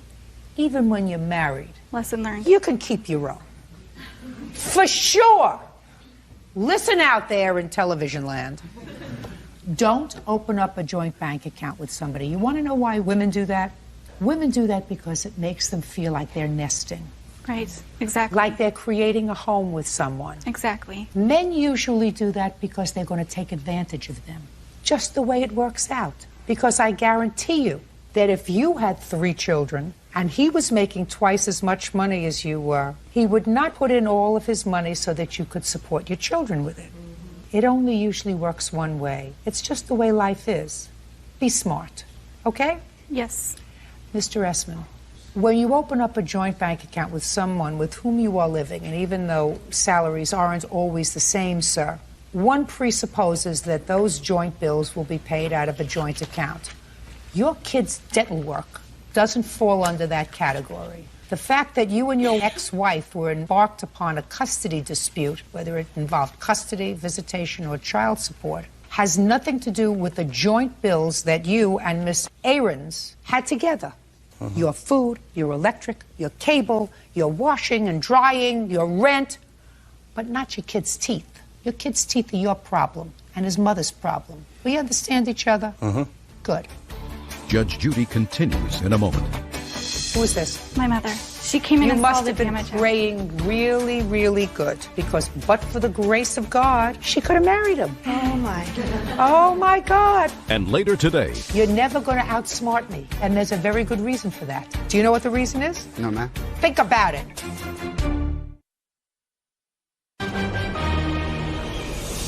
real cases, real people. Judge Judy. Amanda Ahrens says ex-boyfriend Christopher Essman owes for loans and eviction fees. Amanda claims Christopher's temper caused them to be kicked out of their apartment. All right, now let's get to the evening that caused the eviction. You want to tell me what happened? Yeah, we got in an argument because I asked him about a text from his ex-wife, and I could tell he was getting upset, so I wanted to just drop it. He's had tempers in the past before, and I didn't want this to cause a fight, so I said, never mind, let's forget it. He's like, no, let's talk about it. And I said, no, let's just drop it. I got in the shower, locked the bathroom door so I could take a shower. He put his boot through the bathroom door, broke a hole in the bathroom door about this size to reach up and unlock the door. He came in, tore down the shower curtain while I wasn't taking a shower, and cursing and swearing at me. I threatened I was going to call the police, and he said, no, I'm going to call the police instead. Meanwhile, he's ranting and raving, running around the apartment. He banged his head into the closet door, making a huge hole in that. He threw a cell phone at the wall and broke the phone in half. Well, the police came, saw the damage, and they arrested him. Okay, Mr. Essman, let me hear your version of the events. You say that she's responsible. It was, she didn't drop it. She pushed me until I lost my temper. Well, how did she do that, Mr. Essman? She just kept going on and on and on about how About I what? wasn't sharing the information. Okay, my ex-wife wanted to take my son for the weekend. I said, that's fine. She was mad at me for not letting her know about it. You know, I didn't know it was a big deal. I thought it was between me and my ex-wife. She wanted to do something with her son. It's her son. She has perfect right for it, you know. And she just kept going and going and going about it, how I lied to her and, you know, don't feel her on everything. And she just made it into a big old deal. Well, I lost my temper. I regret. Tell me what you did to lose your temper. I don't know. Did you put your foot through the bathroom Yeah, door? I did. Just a second. Now, Mr. Essman, so I want you to listen to me very carefully. What you said was she was going on and on and on and on. She pushed you. But she had removed herself from the situation, sir, when she went into the bathroom and locked the door. Yes. Which means that she wasn't pushing you and pushing you and pushing you, sir. She had extricated herself. But she was still going on and on and on about You mean how from I the lied to bathroom? her. Just a second. From the bathroom. Yes. She was screaming outside while Yes. she was taking a shower? That is you know how not true. You know how ridiculous that sounds? Yeah. It sounds ridiculous. And if it sounds ridiculous, Mr. Essman, it's because it's not true. You were angry. She may have pushed you and then pushed you to a point and she said, well, now I'm finished and I'm going in and closed the bathroom door and locked it. That I believe. But you weren't finished yet. No. You were still angry. Because she... Listen to me. You were still... I get it. Yeah. But you can't do that. No, and I'm paying for it. I'm still paying for it now. Well, so I've had after to pay this for it. happened, sir, were you evicted from the apartment? Yes. Well, if you were evicted from the apartment, that's your fault. Well, we wouldn't have been, but she went down there and decided she could have stayed in the apartment. And who was going to pay the rent? Well, she made more money than me. Just a second. What difference does that make? Well, I'm saying that she didn't make no more money than me. She couldn't afford to stay there by herself. Well, if that's what you're saying to me, you said she makes more money. Now you're saying neither of you could have afforded to stay in the apartment by yourself. So the reason you were evicted is because of the damage I caused. That's correct. So why should she have any responsibility with regard to the breaking of the lease? Because she started the whole fight. Yeah, I should have walked away. Question. Just a second. Who is this? My mother. She came in You and must saw the have been damage. praying really, really good, because but for the grace of God, she could have married him. Oh, my. Oh, my God. Oh, my God. Do you hear? There are miracles. There are miracles. This one was a cheap one. This was a cheap miracle, so you must have been praying really good. How much was half of the eviction? $917.50. Did you pay that? Yes. Good. You're going to pay hers, too. Judgment for the plaintiff in the amount of $27.17. Thank you. Parties are excused. You may step out. It started off fiery and fast, and it ended just as quickly as it started. Just egging me on, not filling her in on everything. Made a wrong choice in the guy that I thought I liked. And now the next case. All parties in the matter of Compton versus Klein. Step forward. Michelle Compton is suing her former roommate, 21-year-old Jamie Klein, for damaging her car when she backed out of their driveway. This is the boyfriend. Yes. You used to be the roommate of the defendant, is that right? Yes. And these two people were roommates while you and your boyfriend were together. Yes. Was there anybody else living in the apartment? Or just the two of you? Just us two. The two of you? Yep. Did you ever live there? No. Did you stay there? Yes, I did. How frequently? I would stay probably the whole month, other than 2 or 3 nights. I'd go spend the night at my mom's or my friend's. So you were there full time? Yes. From when to when? From when Adam told me he got the house with Jamie, and then from the day we left. Well, give me the dates. I don't know that. I don't have a crystal ball. September 1st to, I think, March 18th, May 18th, something like that. So you were there all that time? Yes. How did you split the bills? When moving in, I worked at Meijer. I only made about $105 a week, and I had other bills to pay. And I told Adam that I don't have any money to pay any bills, and that if he does want me to stay with him, he knows that he is paying it, and he said that's Miss fine. Klein, Yeah. how did you split the rent? Well, we first on the agreement was just me and Adam, and then when he said she was moving in, I even asked her. I said, well, we need to split it through. Well, I'm working at Myers right now. She did not ask me that. Don't speak. She said... Just a minute. Just ask me. You split it 2 ways? Mm-hmm. Okay. She has a counterclaim that I'll get to in a minute. Okay. It is your claim that Miss Klein damaged your car while backing out of the driveway. Yep. And you want her to pay for the damage to your car. Yes, That's I what do. your lawsuit is about, $1,700. Miss Klein says you shouldn't have blocked her car. And that was your habit. So she nicked it a little bit, and she's sorry, right? You can't hit her car. You're right, but I went up there and asked her 3 times to move her car. She What didn't date come- was that? I do believe it was the 16th of Of what? Of March. So right before you all went your own way. Yep. Why didn't you move the car? She did not ask me to move the car. Adam asked me if I would clean the room while he's at work, so I was in the room cleaning with the music on. And she never entered the room and asked me to move my car. And I knocked on the door. No, she did every not. time and said, I need to go take kids to school. I need you to move your car. She didn't come out of the room. Who were you going to take to school? I have a daycare, so I had to take the kids to school. So she didn't move the car, so you hit it. Yep, well, I tried backing out myself, and then I hit it, and then I went upstairs, and I told her about it, and I said, I gotta go take kids to school, so when I come back, I'll give you my insurance. I come back, and she's gone. So then I go back to work. About 20 minutes later, I come back to see if she's there, and the police are there. So she left and came back, and then I gave her all my insurance and all that stuff. So what happened with the insurance? I called my dad and asked him. He called the insurance agency, and they said because it was on private property that they will not do anything. Well, that's not true. That's baloney. Let me see a letter from the insurance company. I didn't get one, Your Honor.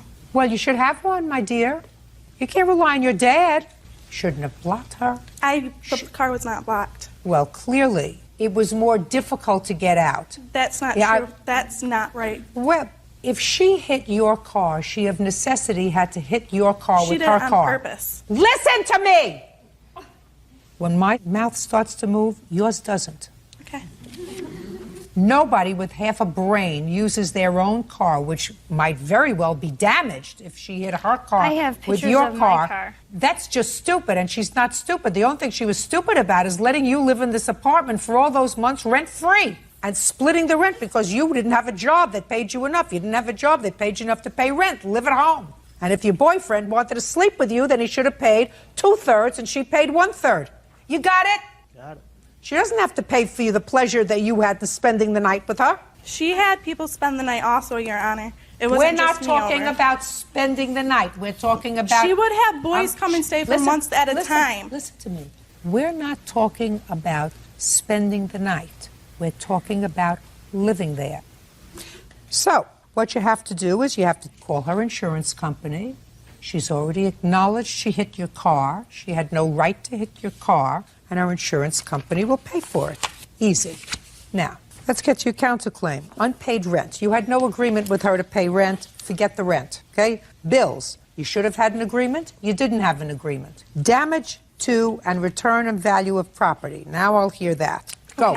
I have some letters from some witnesses on some of these I things. don't take letters from... listen to me. I don't take letters from witnesses. That's hearsay. Okay. What she did couple times, she's hid my keys. So he had to take me to work one morning because my keys just came up missing, even though I put them on the table every day. When they moved out, I cleaned my whole house top to bottom, and I couldn't find them. Moved all my furniture, they're gone. And my contact case, one morning I woke up and I stuck my contact in my eye. It had alcohol in my contact case. So I had to go and order new contacts because my contacts were ruined because they were soaking alcohol. I got the police report on that. And then also, the day that they moved out, I went to the bank, came back, took my class ring and my ring off, put it on a little jewelry box that I have in the closet, and I come back about 2 or 3 hours later and it's gone. Them two are the only ones in the house. And I asked her, she didn't know what I was talking about. Well, my rings were there when I left. I come back and they're gone. And how many people were in the house while you were gone? When I left, it was just her and Adam. Well, how do you know that there weren't other Because people? my I'm boyfriend- speaking. How do you know that there weren't other people in the house moving them out? Because my boyfriend was there for So your about boyfriend, half an just a hour. second. So your boyfriend was there. For just a few minutes after I left. So your boyfriend was there. Yeah. Who was with your boyfriend? Nobody. So then, now we know of 3 people that were in the house when you weren't there, right? Right. But your boyfriend was there, maybe with other people. Never works out when 2 people live together and there are boyfriends and girlfriends. You damaged her car. You have to take responsibility for that. You have full insurance on your car, and you've given her your insurance? Fine. You have to use that. Okay. She has acknowledged responsibility. Hitting your car, it was a stationary vehicle. There's no question of fault. Her insurance company has to pay for it. And if they don't, and you have proof that for some reason they decline coverage, well, you can come back. But before you come to court just to get even a little bit, what you have to do is you have to go through the procedure so that you don't bother the judge. Do you understand? Goodbye. Parties are excused. You may step out. Until New Year's when she asked to kiss my boyfriend, which I thought was very inappropriate. About November when I asked her to start helping pay. I told her to go away, drink some more. She's making 10-something an hour. She can afford to help pay us now. Stay away from my boyfriend. I never asked her boyfriend to kiss. I went over to my boyfriend's house that night. Is suing the mother of her granddaughter's friend, Yolanda Paul, for the cost to fix her car. Eleanor says Yolanda's son, 17-year-old Ajon Hart, drove it without permission and wrecked it. All rise. Yeah, this is case number 222 on the calendar in the matter of Dawson versus Paul. Parties have been sworn in, Judge. You may be seated. Folks, have a seat. Miss Dawson, Miss Paul's son was living with you at a time when he was having some difficulty at home. That's correct. You're going to tell me how that came about in a moment. But while he was living with you, he drove your car and he damaged the car. You believe his mother is responsible for the damage that he did to your car. His mother says you should have sent him home when she told you to send him home. That's your defense. Well, there's more to it than that, but we'll get to that in a minute. When did Mrs. Paul's son come to live with you? It was toward the end of April 2006. Tell me how that came about. He just showed up at my house one night, and it was probably... Is he a friend of one of your children's? He's a friend of my granddaughter's, Ashley. It was about 11:30 that evening, and he just showed up unexpectedly, told me that he had been put out of his home, he had no place to go, could he please spend the night with me? I was pretty reluctant, but I said, you know, what happened? And he told me that there was a big fight at home and he had just been put out. Did you call his mother? I didn't. You should have. I didn't have his mom's number. Did you ask him for his mother's number? You know, actually, I didn't. Well, but that would have been the right thing to do. How old is he? He's 17. He was 17, so he's a minor. So before you take a minor's word as to what has happened that causes him to come to your house 11:30, I would just have, for future reference, and for those of you out there in cyberspace, you call the mother and you say, what happened? And he's here. Don't worry about him. If you have no objection, I'll let him spend the night here, but he's safe. So you let him spend the night. Go ahead. I did, and I immediately called SAC PD, who advised me, and you know, and it was my intention anyway to call CPS. So that's what I did. The emergency CPS worker told me that I would receive a call the following day, and I did receive a call the following day. Explained the circumstances to the CPS worker. She advised me that she would be contacting his mother, and she would get back in touch with me. Okay, now that was April. Until what date did he live with you? Sometime in May. Beginning, middle? I think it was toward the middle. So he stayed with you for about 2 weeks? A little over 2 weeks, maybe about 3. And had you been in touch with his mother during that period of time? I had not been in touch with his mother. At all? Not at all. So she never spoke to you directly or indirectly? Actually, the only time I spoke with her was when we were on a 3-way conversation with an officer from the Missing Persons Bureau in Sacramento. At that time, did she tell you to send him home? The officer? No, Yeah. his mother. Yes, I was always willing to send him home. No, did she tell you she wanted him home? She did, I believe, at that time. Okay. And he did not go home? I was having a problem getting him out of my house. Fine. When was the accident with your car? May 7th. Tell me about that. I received a phone call from my daughter. She was moving and she needed help, and she asked us to come over and help her. In fact, I believe she had told Ajan that if he helped, she would pay him like $100. Is that you? Yes, ma'am. Go ahead. And so we were packing and moving things in and out of the truck and going from the old apartment to the new apartment. So, I understand. Go ahead. Okay. So, somewhere around 2 in the afternoon, we left the old apartment. We took a load over to the new apartment, dropped everything off. And when I got back to my daughter's, my car had been damaged. I was very upset. Ajan happened to be standing outside at the time, and I said, well, what happened to my car? And he said, I'm sorry. And I said, what happened to my? I was hysterical. And he said, I'm sorry. And I said, what do you mean you're sorry? He said, I'm sorry, I damaged your car. I wrecked your car. Where were the keys to the car? They were in my purse inside the apartment. You mean you left your pocketbook inside the apartment when I you went did. over to your daughter's house? Well, to we the new all apartment? did. So what you're telling me is he went to your purse, took out the keys to your car, and got into your car for some reason. Yes, he did. Is that what happened, sir? No, ma'am. Want to stand up, tell me what happened? Doesn't sound right to me. I was helping them move, and when me and Miss Eleanor had pulled back up to the old apartment to add another load of stuff, she needed her car moved so we could move the U-Haul in. So then I asked her, did she need some help? So she handed me the keys, so I got in the car and I backed up too fast into the wall. Not true. Did you go into a purse and take out the keys? No, she handed me the keys when we were inside of the Had you U-Haul. ever driven that car before? I haven't. Do you have a driver's license? I don't. So why did you get behind the wheel of a car? Because it was a basic procedure that I thought I could execute, but...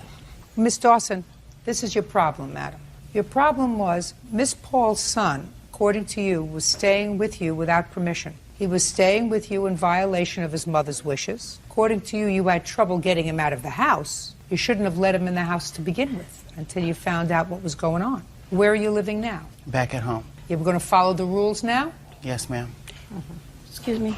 What? Judge, I had met his mother on a previous occasion, and she was extremely hostile toward me. So I felt reluctant about calling her the night that he showed up at my house.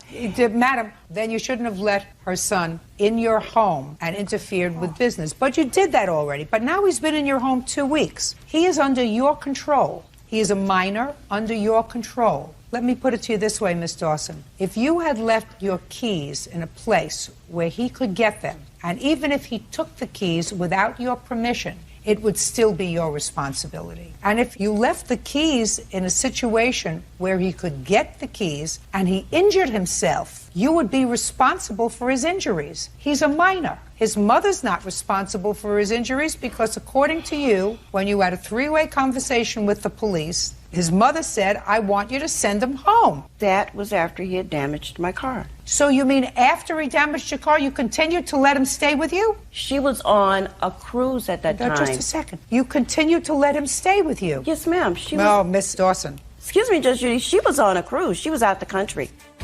Judge Judy continues in a moment. This child was living under your control. How could I be responsible being a good Samaritan? He told me he was being abused. And later today, the mother put it out for a garage sale, and she was going to sell it to a stranger. Is that right? No, ma'am. Yes, well, I believe that that's true, Miss Bellinger, because I'm looking at your face. real cases, real people. Judge Judy. Eleanor Dawson claims 17-year-old Ajon Hart drove her car without permission and wrecked it. Ajon and his mother, Yolanda, claim Eleanor handed him the keys. You assumed the responsibility for this minor, and you assumed the responsibility of all of his actions when he was with you. You shouldn't have done that, Miss Dawson. And you certainly, understanding that, should not have left your keys, if I believe you, that you left your pocketbook in an apartment that was being emptied and went to another location, if I believe that. The apartment wasn't totally empty, Judge. I said that was being emptied. Okay. And you left your purse and your valuables in this apartment that was being emptied, that contained the keys, and he took the keys without your permission to go someplace. I don't know if I believe that. But even if it's true, it's still your responsibility. Judge. It's your responsibility. 2 times this month, he's taken his mother's car without permission. Listen to me. That's not my problem. That's his mother's problem, if he's living under her roof. He's living under your roof, and if you know that that's a problem, you're not supposed to leave your keys in a situation... Listen to me. You're not supposed to leave your keys in a situation where a minor can get hold of the keys and take your car without your permission. Judge Judy, I had no reason not to trust him. Good. None. It doesn't make any difference. Bottom line is, this child was living under your control. You, therefore, are responsible for him, not his mother. How could I be responsible being a good Samaritan? Good. He told me he was being abused, Judge. He had come over... Miss Dawson, you're not getting it. You don't have a legal leg to stand on because you were standing in lieu of a parent when you assumed that responsibility. And it's your responsibility to see to it that he doesn't do anything wrong and that he doesn't get hurt. If he's hurt while he's living in your home, it's your responsibility, not his mother's. And if he causes damage to property while he's living in your home, especially without his mother's permission, it's your responsibility, Miss Dawson. I know you don't like the answer, but your case is dismissed. That's all. Parties are excused. You may step out. 8-year-old Steve Libera is suing his ex-girlfriend, 19-year-old Amy Warren, for the cost of a trip to Key West. Amy says Steve wants her to pay for the whole trip. Order. All rise. This is case number 245 on calendar in the matter of Libera versus Warren. Parties have been sworn in, Your Honor. You may be seated, sirs. Have a seat. Mr. Libera, the defendant is your former girlfriend. That's right, Your Your Honor. complaint alleges that you went on a trip with her. She was supposed to pay for the trip. She did, in fact, pay for most of the trip. She paid for the airfare, correct? Yes. She paid for the hotel. Yes, Your Honor, that's correct. But there were certain incidentals. And for some reason she couldn't use her credit card. She, according to you, asked you if you would pay for those incidentals. You did, with the understanding that she would pay you back. She did not pay you back. That's right. And you want the incidentals paid. You want a totally free vacation. Yes, Your Honor, that's what... You want a totally free vacation. Yes, Your Honor, I do. You must be very entertaining, Mr. Libera. The defendant, on the other hand, says she paid for most of the vacation. Those incidentals were yours, and she never made an agreement to pay you back for those incidentals. She paid for, I don't know, 3/4 of the vacation, a quarter is yours, and you weren't that much fun. You didn't say that. I just threw that in to make you feel better. Now, you have a counterclaim. Your counterclaim says that he stole property from your apartment. Yes. Items that didn't belong to him. So you're going to tell me about that. All right, when did you take this vacation, Mr. Libera? We took it July 4th through the 7th, I believe, or the 3rd through the 7th. And where did you go? We went to Key West. How long had you and Miss Warren been together? Not very long, a month or two, something like that, Your Honor. Okay, so tell me how it came about, sir, that Miss Warren was paying for this vacation. Well, Amy Warren... just listen to me. Put the papers down, and I want you to look at me. Focus on me, Mr. Libera. All right. Amy, when I first met her, she presented herself as an heiress to this huge, medical conglomerate fortune. She said she had a multi-million-dollar trust fund, and pretty much from the beginning of our relationship, it was like she was going to pamper me, and I felt like I had won the lottery or something. And the trip was her idea. She said that she wanted to take me down there. She was going to pay for the trip, and that's why the trip was to be free. Actually, she said that her dad was going to pay for it, in fact. She booked it in advance. She went through Expedia, paid for the airfare, the hotel. How much was the airfare? Over $3,000. For both of you? Right, that's right. And did you stay in a nice hotel? Yes, we stayed at the Hyatt, Your Honor. Did you have a nice room? Absolutely. How much was the hotel? The entire trip totaled $22.86. $22.86 for the hotel? For the hotel, airfare, it was all included. That's not true, Your Honor. Oh, so you mean it was more? Yes. You think it was more? That's not helping you particularly, Well, Mr. Libera. But if you want to tell me it was more, if you want to tell me it was more than $22.86, I buy it. Is it more? How much more? Just the airfare and hotel alone was over $3,000, and I got that information from a man named John from Expedia. Fine. So you're saying it was $3,000? Right. I don't think she's lying. I mean, it's just one more lie among many. I'm going to forget that you said that for a moment because I'm sure you're not going to do that again, right? Yes, Your Honor. And how much did you spend on the incidentals, Mr. Libera? $716. Well, that was for the hotel. That was for the incidentals at the hotel, and I have a list of other expenses. Incidentals at the hotel? Right. Not the room, but just the incidentals at the hotel. Right. Meals, jet ski rentals, stuff like that. Mhm. And then I have a list of other expenses that were incurred during the trip. Once we got there, she claimed that her credit card wouldn't work. So I paid for the expenses when we were out in the town and stuff like that. And once again, she promised that she would pay me this back. Well, tell me what she said to you. Well, originally she said that her credit card didn't work and it was a big problem. She's like, what are we going to do? And I told her, I said, I will pay for the stuff while we're here as long as you pay me back. And she said, absolutely. When we get back, I'll get a check from my dad. And so from that point on, we did whatever we wanted to do. And it was always agreed that she would pay me back. Okay. Is that what happened, Ms. Warren? No, Your Honor. Tell me what happened. I never agreed. He should have paid half the trip. The trip was not over $3,000. It was $22.86. And he did not pay for half the stuff on the strip. He says that you told him that you would pay back the expenses that were put on the credit card. Did you tell him that? No, Your Honor. How did it come about that he used his credit card for the incidentals? Because that was part of the mutual decision. He should have paid half the trip. Not should have. It's not what I asked you.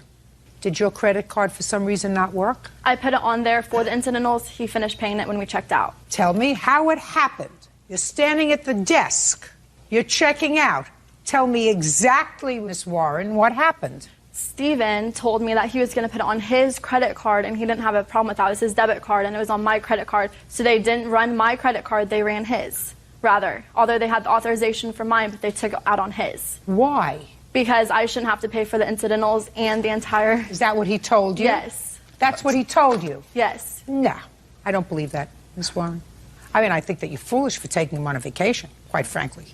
But I don't believe for a second that Mr. Libera, who does not appear to be an unintelligent man, knowing that he could very easily fall in my mouth, which is, for some people, the second worst fate, the first being circumcision, why he would come here and lie to me about that and pursue a lawsuit against you. I don't understand that. Especially when he knows it makes him look like a scuzz. Some woman taking him away on vacation and, the couple of incidental dinners after he got flown there and he got a hotel, why he would humiliate himself to come here unless he really thought he was right. You wouldn't do that, would you, sir? Absolutely not, Your Honor. I didn't think so. I've got witnesses here, too, that we talked about this after the trip was over. We discussed how much money that she owed me and she was going to pay me back, and she acknowledged, and they were present for it. There was no question that she owed me this money. Tell me your name. David Morrow. How do you know these people? I'm mutual friends with both of them. Okay, so tell me what you heard her say to him about the incidentals from this trip. She was always insistent that she would pay him back. No, don't tell me what you heard. I heard her on the phone with him and with her father stating that she would actually get a check for the incidentals now and pay you them. heard him on the phone with her. Mm-hmm. If she's talking to him on the telephone, Yes, sir, I don't believe that you're listening in on this telephone. I want to hear what you heard her say. Okay. In her apartment, I heard her tell him that she would get on the phone and get the money as soon as possible to pay him back because he needed the money. Okay. But you didn't hear her say how much? No. Good.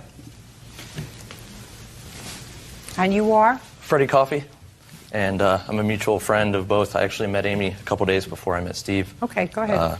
My girlfriend and I went out to dinner with them, and Amy did actually say that she was going to wire transfer $2,000 into Steve's account to cover the expenses for the incidentals, to cover the overdraft fees that happened on his account because of those expenses, and to also for paint and things like that that we used to when she moved into her apartment to help her out and move into her apartment. So she was going to wire $2,000 in to cover various things, including incidentals. Yes, Your Honor. Stuff that was purchased for the apartment. Is that right? Yes, that's correct. Very good. But you didn't hear a specific amount that she said. Put your hand down, sir.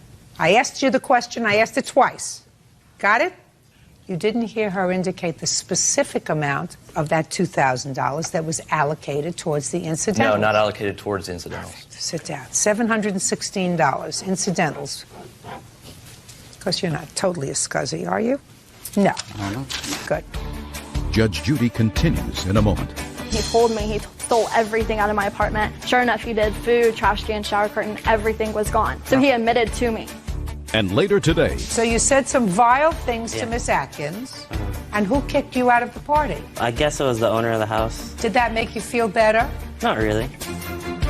Steve Libera claims ex-girlfriend Amy Warren owes for a trip to the Florida Keys. Amy is countersuing, claiming Steve stole over $10,000 worth of property from her home. Now let me hear, Miss Warren, about what you claim he stole from the apartment, and what proof do you have that he stole anything from the apartment? I have the police report showing that he did steal stuff from my apartment today. Let me see.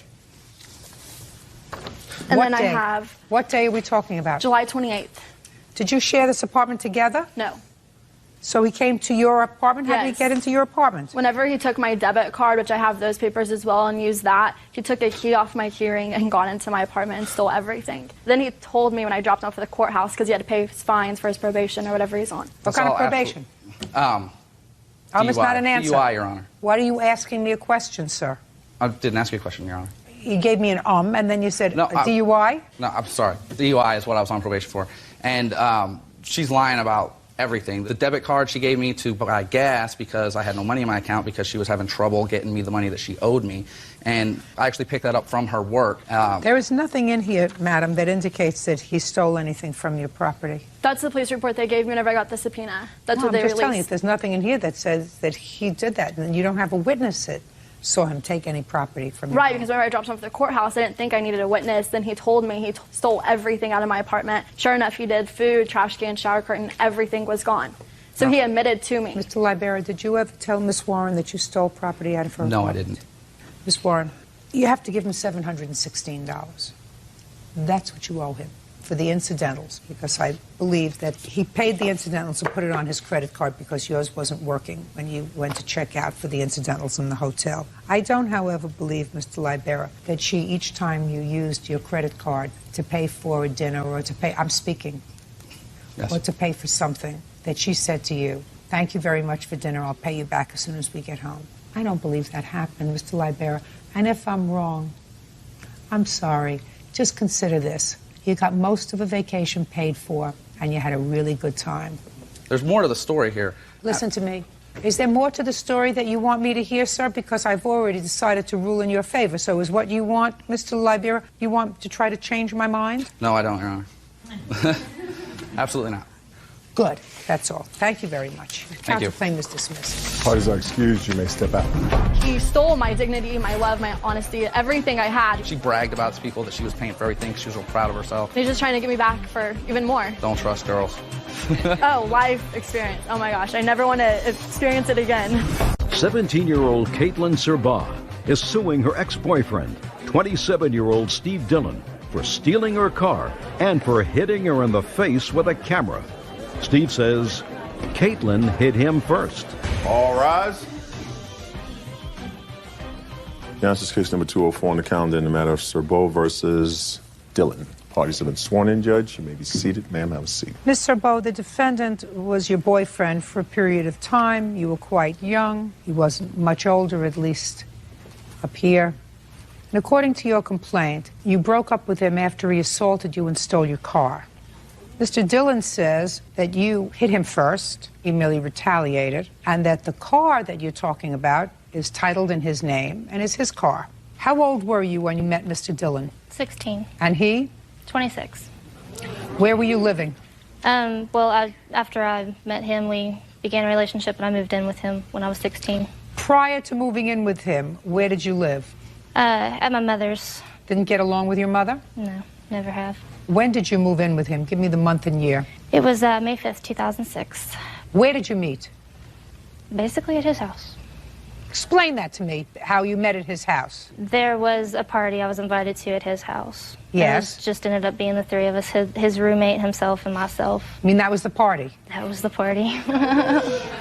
Who invited you to the party? His roommate, David, who was kicked out before I moved in, which is not too long after we met. Had you been living at your mother's house just prior to May 5th? Yeah. Look at me. Don't look over there. There's nothing over there that's more interesting than over here. Had you been living at your mother's house? Yes. Immediately prior to you moving in to his house? Yes. Now, when did you move out? Moved out January 2nd. Don't look over there. There's nothing over there. January 2nd. All the action is over here. Go ahead. January 2nd, 2006. Look, you met him and moved in on May 5th, 2006. 2005, sorry. That's better. And you moved out 7 months later, in January of 2006, correct? Mm. And during that time, were you working? Yes, I'd been employed at Kroger for a year. Working full-time or part-time? Part-time. Were you going to school? No, I dropped out. Got my GED. When did you get a GED? Don't look over there. Look over here. I don't... Did you get a GED yet? June. Which June? This is 2006. You mean you had to think about when you got a GED, madam? Yes, it was not the biggest thing on my plate with all the other things I've had to deal with. I also moved out, got emancipated. I moved like 4 or 5 different times after I broke up with him. Yeah, it was a lot of things. Now, tell me when this alleged assault took place that you're suing him for. January 2nd, 2006. And that was the day you moved out? Yes. Tell me what happened on January 2nd, 2006. It was the day after my 17th birthday, and Steve and I had been at the home, and his friend Steve-O came over with a bottle of liquor. I asked him not to drink. He began to drink several shots. What time was this? He hit me at 5 p.m., so this was before 5 p.m., so I don't know exactly what time they started drinking. Go ahead. They were drinking, and then I sat down with them, and I was sitting on his lap, and he said something that between Steve-O and himself, very negative towards me. I can't remember the exact statement, sorry, but, and then I did slap him. But it did not leave red marks, and it was a playful slap. It was probably like this. It Where was did you not slap hard on his face. Because he said so something. So he said something to Steve that... No, Steve said something about me to Steve-O. That was extremely Steve-O. harsh, yes. So Steve said something negative about you. Yeah, like called me a or something like that. And was so you talking slapped about him in the things. face? Yes. And what did he do? He pushed me off, and then he grabbed the 2 closest things to him, which was, one was a glass vase, and he threw it, and he was dissatisfied because it did not hurt me. So then he threw his arm back with the camera. He grabbed a camera that was probably about a $200, $300 camera, and wound it back as far as he could. And the best thing I remember about that night is how cold his eyes looked, and he just kept it like that, and then smiled and looked straight at me. And the entire thing, as soon as I slapped him, I was just like, I'm sorry, and I got off. And I was like, and then he just threw it, and it hit me in my face, bounced off. It was like 3 feet in the air before it actually hit the ground. And I've got pictures and 911 tapes and police reports. You have a hospital report? Yes. I'd like to see it. This is the doctor's report. Those are pictures of the violence.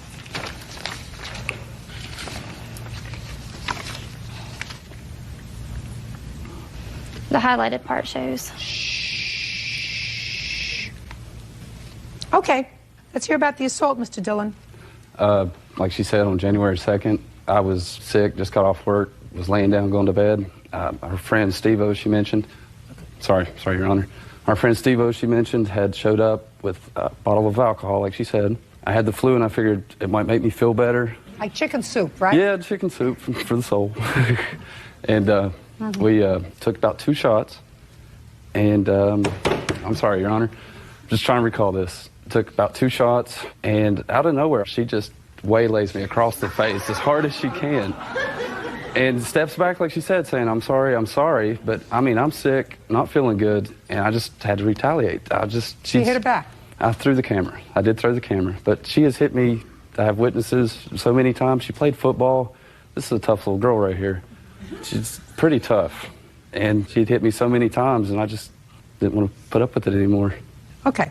So you hit him in the face. I slapped him like that. It was very playful. It was very Listen to me. Don't tell me it was playful. You weren't playing with him. You were angry with him, according to you. Yes. According to you, he called you a nasty name. Yes. So you slapped him in the face. Yes. According to you, he was sitting on his lap, so you were pretty close by. Yes. And you didn't slap him on the face as a playful thing because you wanted to hurt him because he hurt your feelings.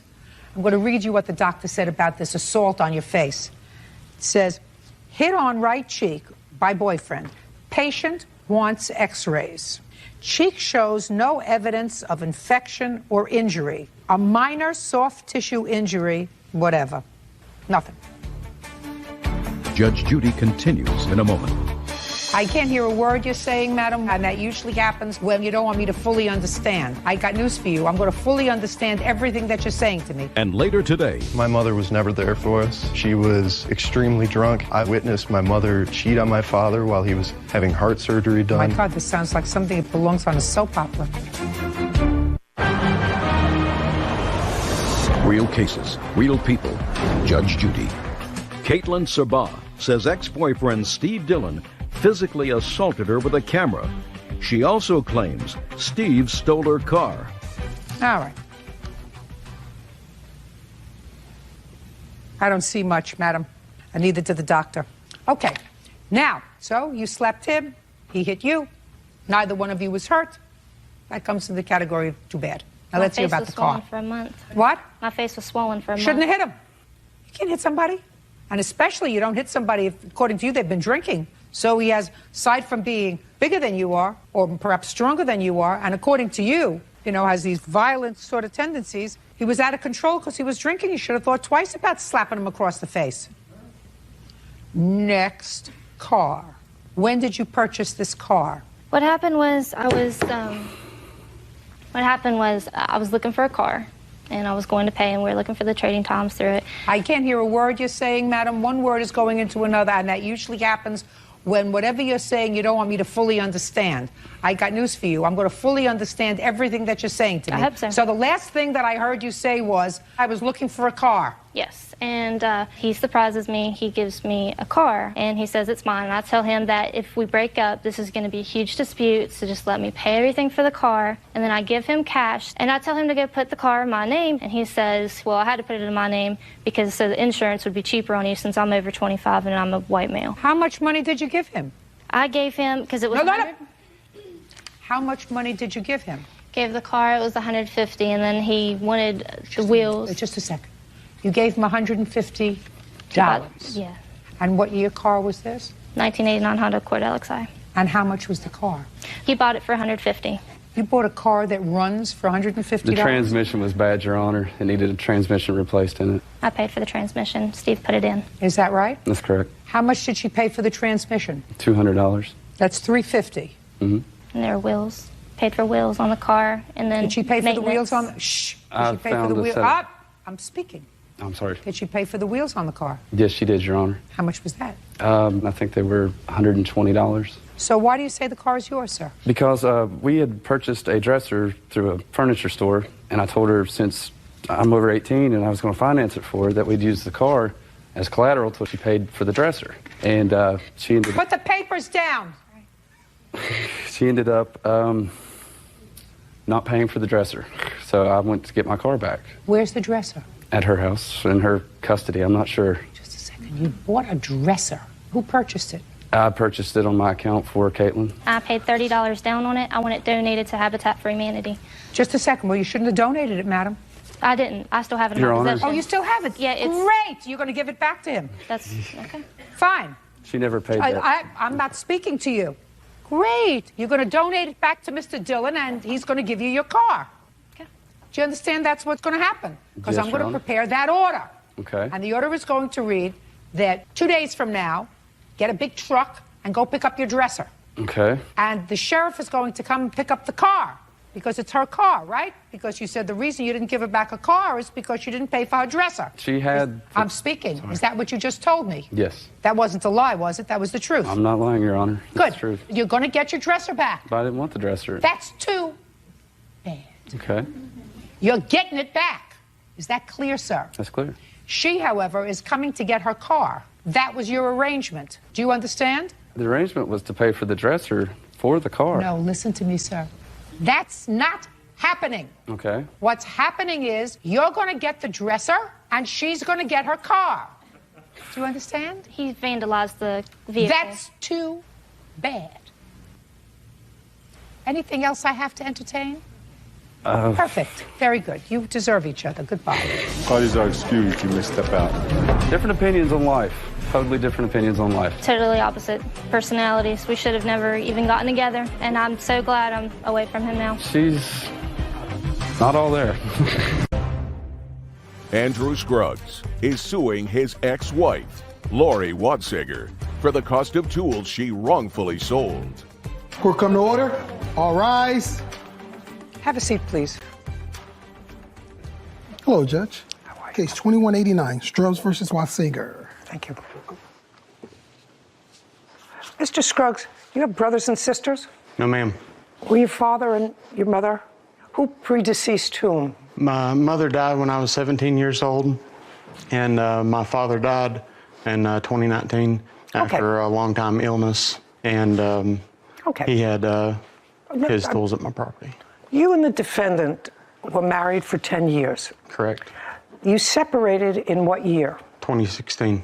And when you left, she stayed in the house. That's correct, Your Honor. Sometime prior to 2016, according to you, you borrowed some tools of your father's. That's correct. I actually Is that correct? That is correct. And the tools that you borrowed from your father were left in the marital home 2016, 17, 18. Your father died in 2019. You were divorced in 2000. We were divorced in 2019 was the final judgment. And then things sort of got away from you. So now we're in 2023, and you want your father's tools back or money for them, according to you, $10,000 worth. Yes, ma'am. Ridiculous.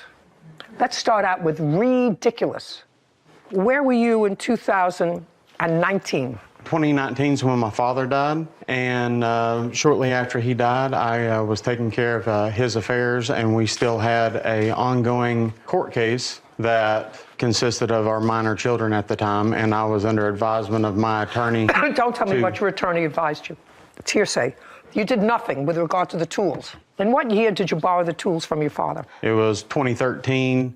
I brought the tools over to my storage shed, and... Mr. Scruggs, you gotta let it go. You haven't had the tools in 7 years. You've been out of the house since 2016? 2016. What, Your Honor? And you've been, look at you, and you've been living. Who is this? This is my current wife. So, you got divorced, you remarried. When did you remarry? I got remarried in 2018. Well, so you found time to get married, right? Just a second. That's a yes or a no. Yes, you found time to get married. Yes, ma'am. Did you have a big wedding? No, ma'am. You had a small wedding. Do you have any children? Yes, ma'am. With your current wife? Yes, ma'am. How many? One child. How old? She's 5. So you managed to have a baby. Well, I'm suggesting to you, sir, how many different jobs did you have since 2016? I've had 2 different employers. Since 2016, so you also looked for another job and found another job. So let's see. You got married, you had a child, you changed jobs, but all of a sudden in 2023, the tools are important. Now, how many children did you and the defendant have? 2 children. How old are they? I have a 14-year-old and an 8-year-old. You pay child support? No, ma'am. How come?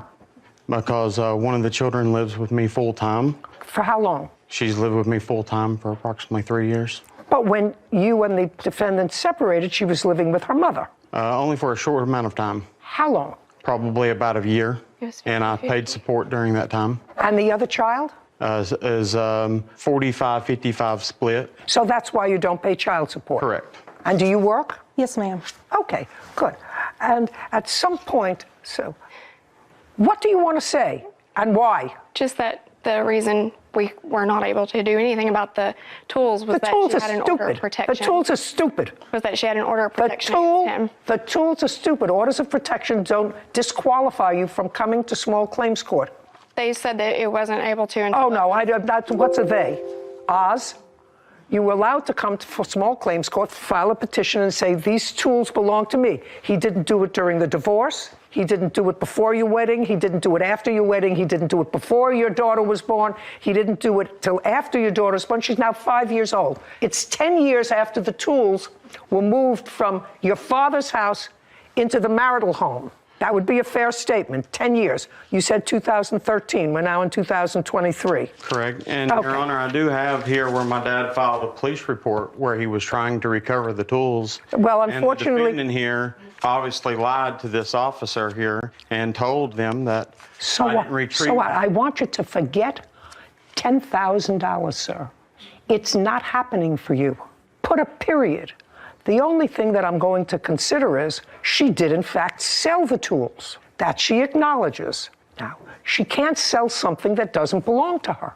And in what year did you sell the tools? I sold the tools. Our divorce was signed in 2018. They had gotten married. He'd quit paying a mortgage, so I had to find a way to pay. Just a second. Yes, ma'am. Can't you just tell me, in what year did you sell the tools? It was on and off between August and October of 2018. So you sold them piecemeal? Yes, ma'am. And you remember that, so you must have put an ad someplace. I put an ad on Craigslist because I needed to pay the mortgage. And I didn't only sell his tools, I sold jewelry that was mine. I get it, but you sold it? Yes, ma'am. Okay. Do you have an inventory about... First of all, they weren't his tools, they were his father's tools.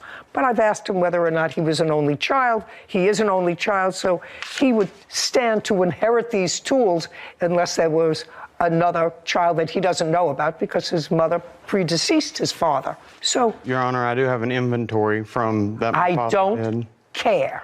Understand this. I don't care.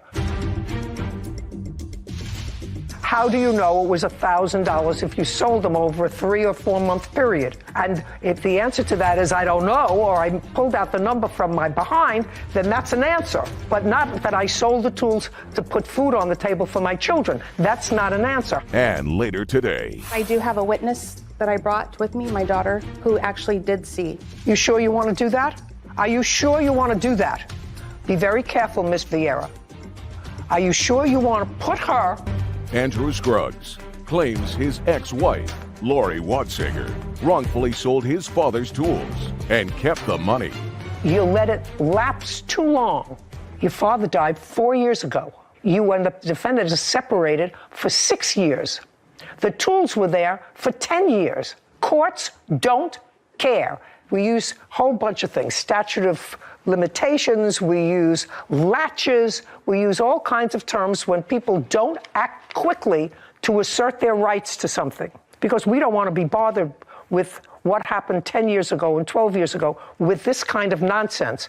We do it with certain things that are important. Crimes are important. So sometimes we let statute of limitations get blurry, but not this. But you sold the tools. You had no right to sell the tools. So he's entitled to the money that you got for selling the tools. Now, according to you, you sold all the tools for how much? $1,000. And how do you know it was $1,000? Because you say you sold it over a period of time.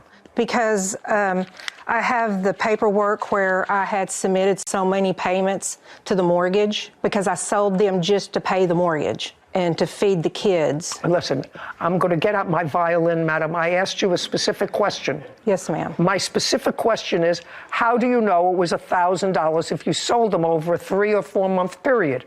And if the answer to that is I don't know, or I pulled out the number from my behind, then that's an answer. But not that I sold the tools to put food on the table for my children. That's not an answer. How do you know it was $1,000? Because I had put that money into the bank.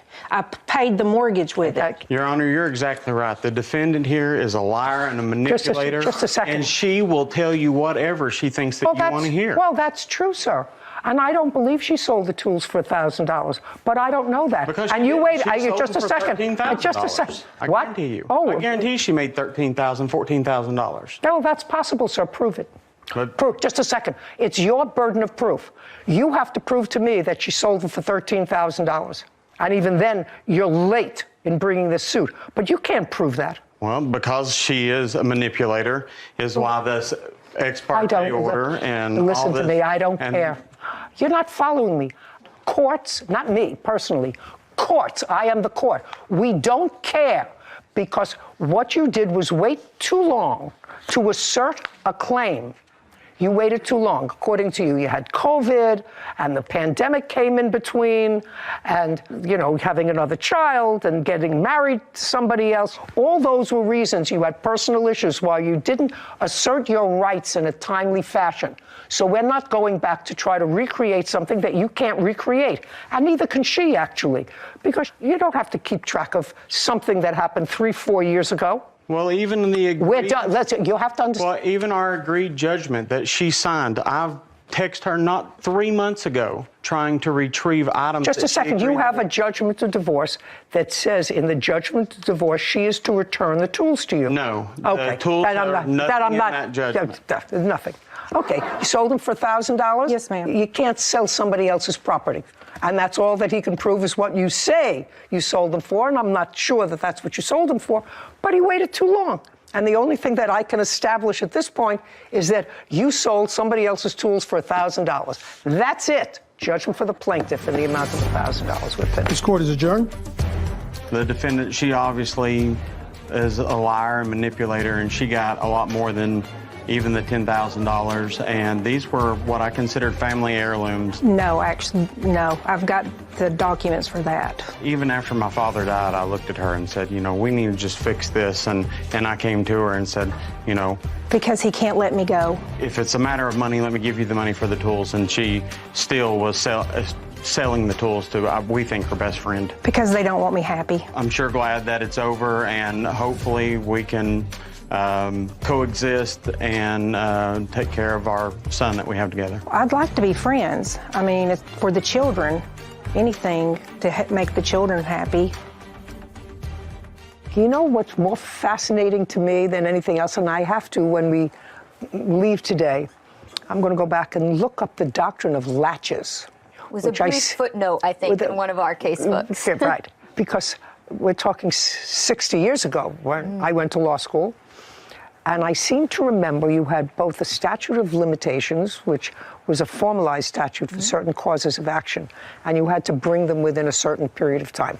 That, I'm sure they taught you in law school. But I seem to remember, Sarah, there was a doctrine of latches which discusses why you're supposed to bring an action in a timely fashion. More of a common sense argument as opposed to a preservation of evidence, because people do away with it. And this is a perfect example. I think they call it ripeness now, but same concept. Maybe. More of a way for judges like yourself to be able to use common sense in cases like this and say, there's no evidence that's going to be preserved 10 years later. You had all these opportunities. Common sense tells me, therefore, it's not ripe. And I think it's a good doctrine because although there might not be a set statute for this particular cause of action, it doesn't mean that evidence just appears out of nowhere that you're going to be able to use. That you don't preserve. Exactly. That you don't preserve it. And certainly he made a whole lifetime for himself in 10 years. Divorced, remarried, had a child, had changed jobs, changed careers. A lot can happen in 10 years. Yeah, but what's not going to happen is... Robert Ritter is suing homeowners Jeff McNally and Angela Klingenberg for property damage. Court come to order. All rise. Have a seat, please. Hello, Judge. Case 2164, Ritter versus McNally Klingenberg. Thank you. You're welcome. Mr. Ritter, you own a piece of property. That is correct, Your Honor. And it's a residential piece of property? That is correct. And you use it as a business? That is correct. I would assume that this is your tenant. That is correct. Perfect. Could you stand up next to Mr. Ritter? What is your last name? Mason. Mason. These are your neighbors across the street? Yes.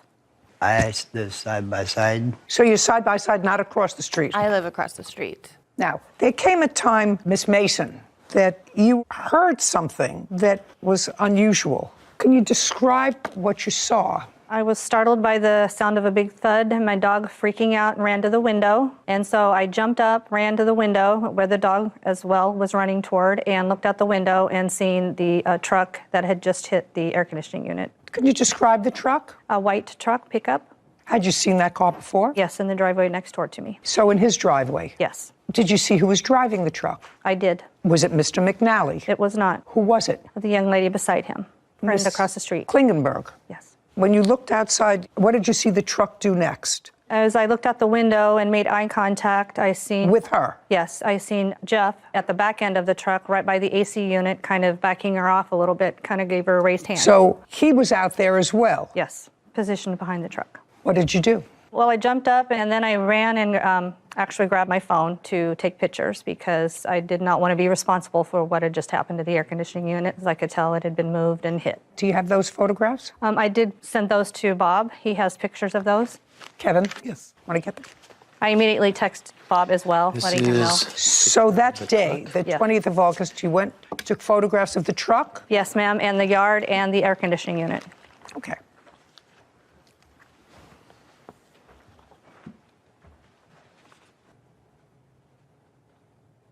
Mr. McNally. Yes, Your Honor. Where had you been camping? We were camping in a place called McCall, Idaho. Aside from you and Miss Klingenberg, who were there? My son. See how easy this is? It's going to get easier. Do you understand? Okay. Now, is this your girlfriend? Yes. Okay. Now we got that clear. This is your girlfriend. You and your girlfriend were camping. Your son was with you. And what you were doing that day was you were trying to unload the truck with the camping gear, correct? Correct. Is the camping gear heavy? Yes. So somebody was driving the truck and somebody was schlepping the stuff out of the truck to put it away, right?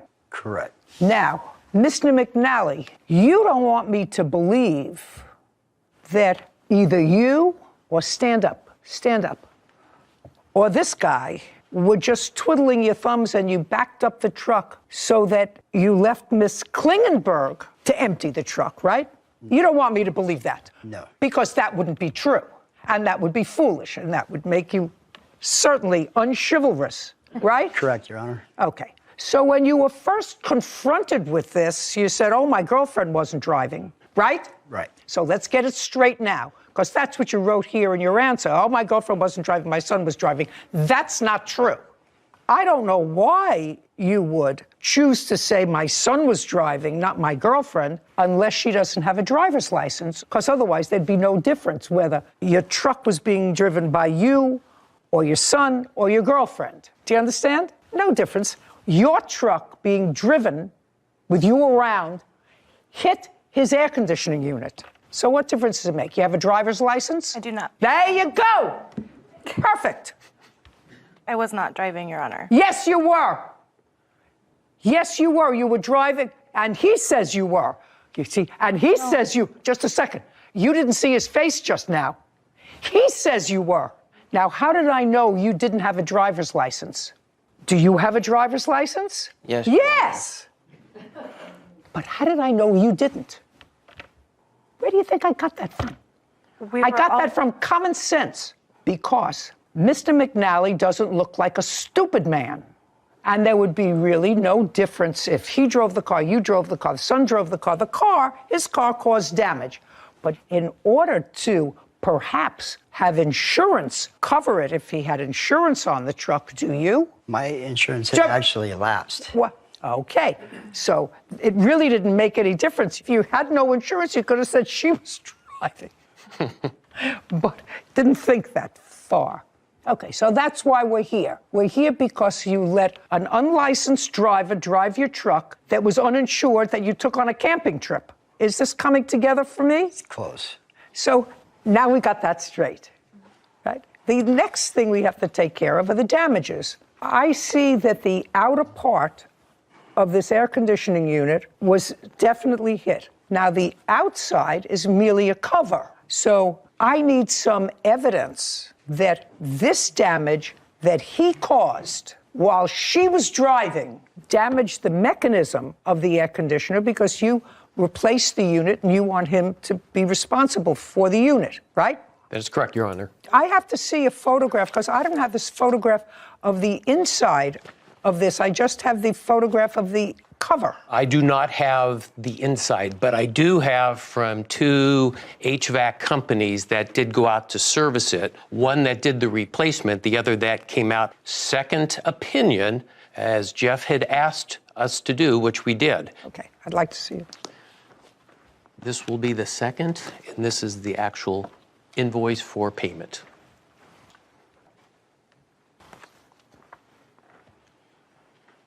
Oh, this is the second opinion. This says, second opinion call, 4-year-old Goodman air conditioning unit has been backed into. The unit has permanent damage to the condenser coil. Oh, well, that's the unit itself. That's just not the lipstick on it. That's the guts of it.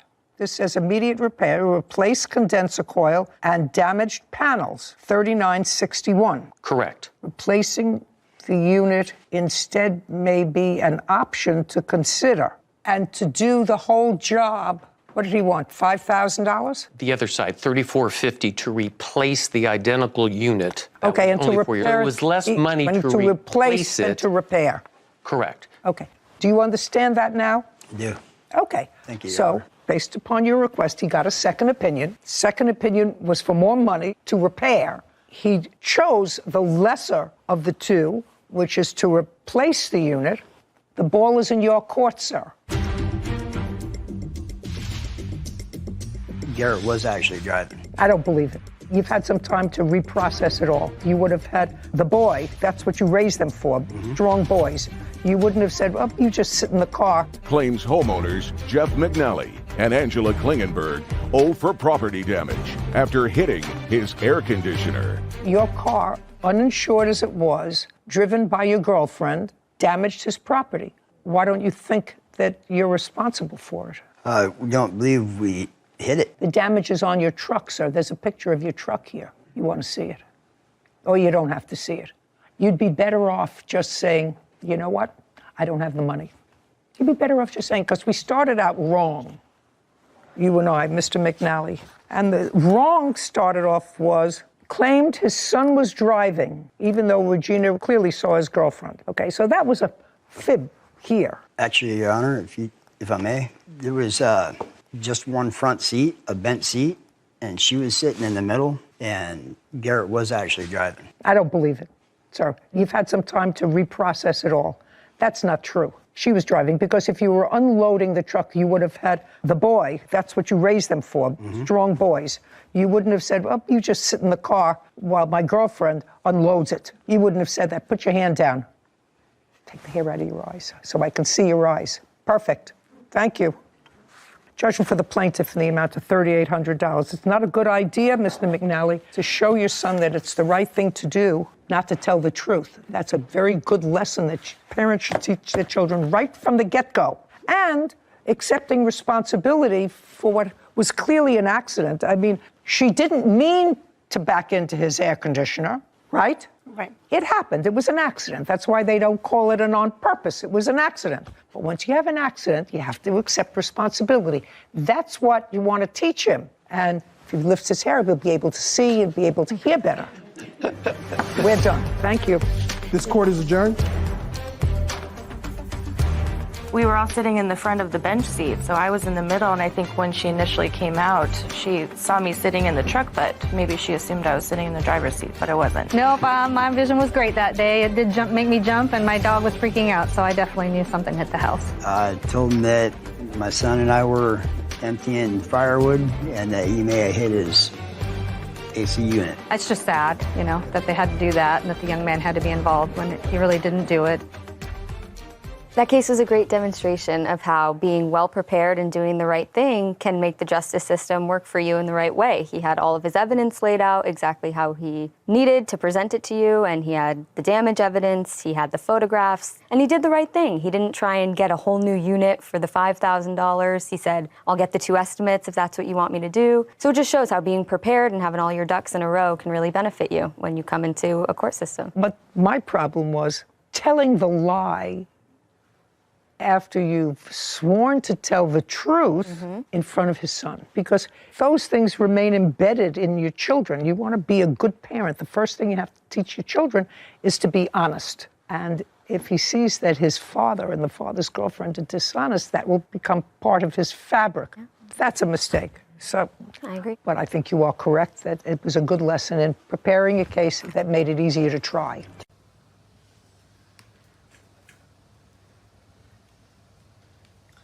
Xin chào các bạn, chào mừng các bạn đã đến với kênh của mình. Hôm nay thì mình có tô màu cho bức tranh về một cô nàng đang đi biển. Mọi người hãy cùng mình bắt tay vào và tô màu cho bức tranh nhé.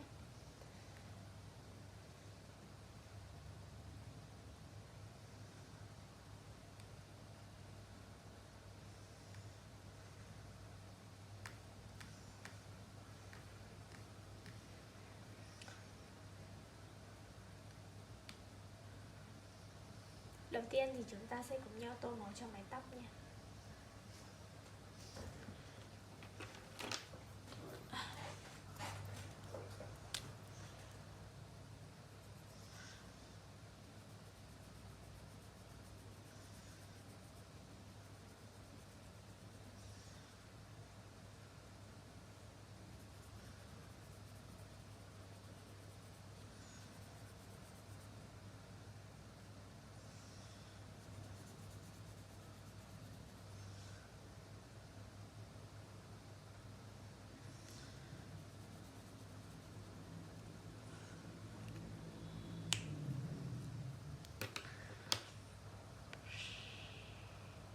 Đây mình sẽ tô màu cho những cái tảng đá cho dưới này.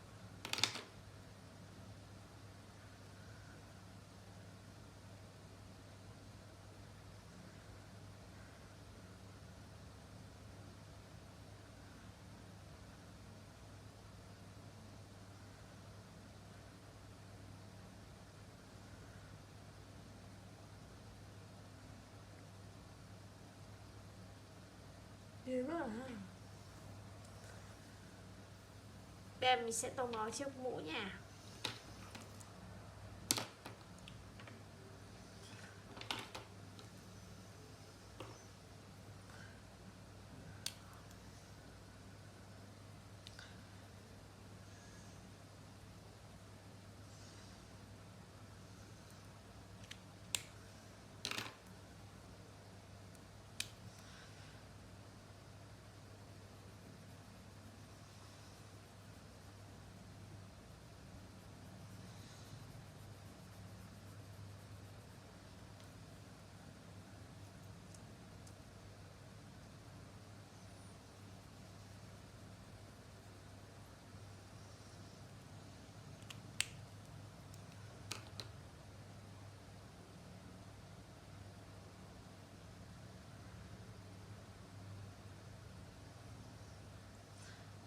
Bây giờ thì mình sẽ tô đến chiếc váy nhé các bạn.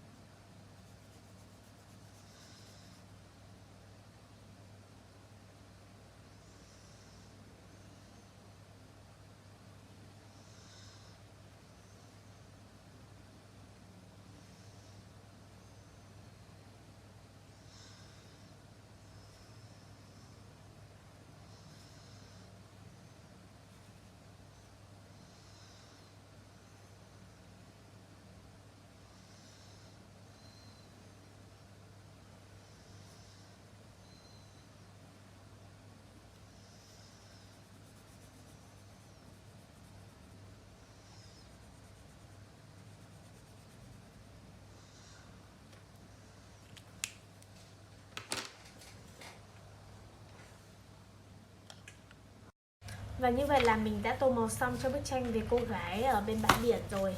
Đây là bức tranh mà mình đã tô xong nha. Cảm ơn mọi người đã đón xem và ủng hộ cho mình. Xin chào và hẹn gặp lại.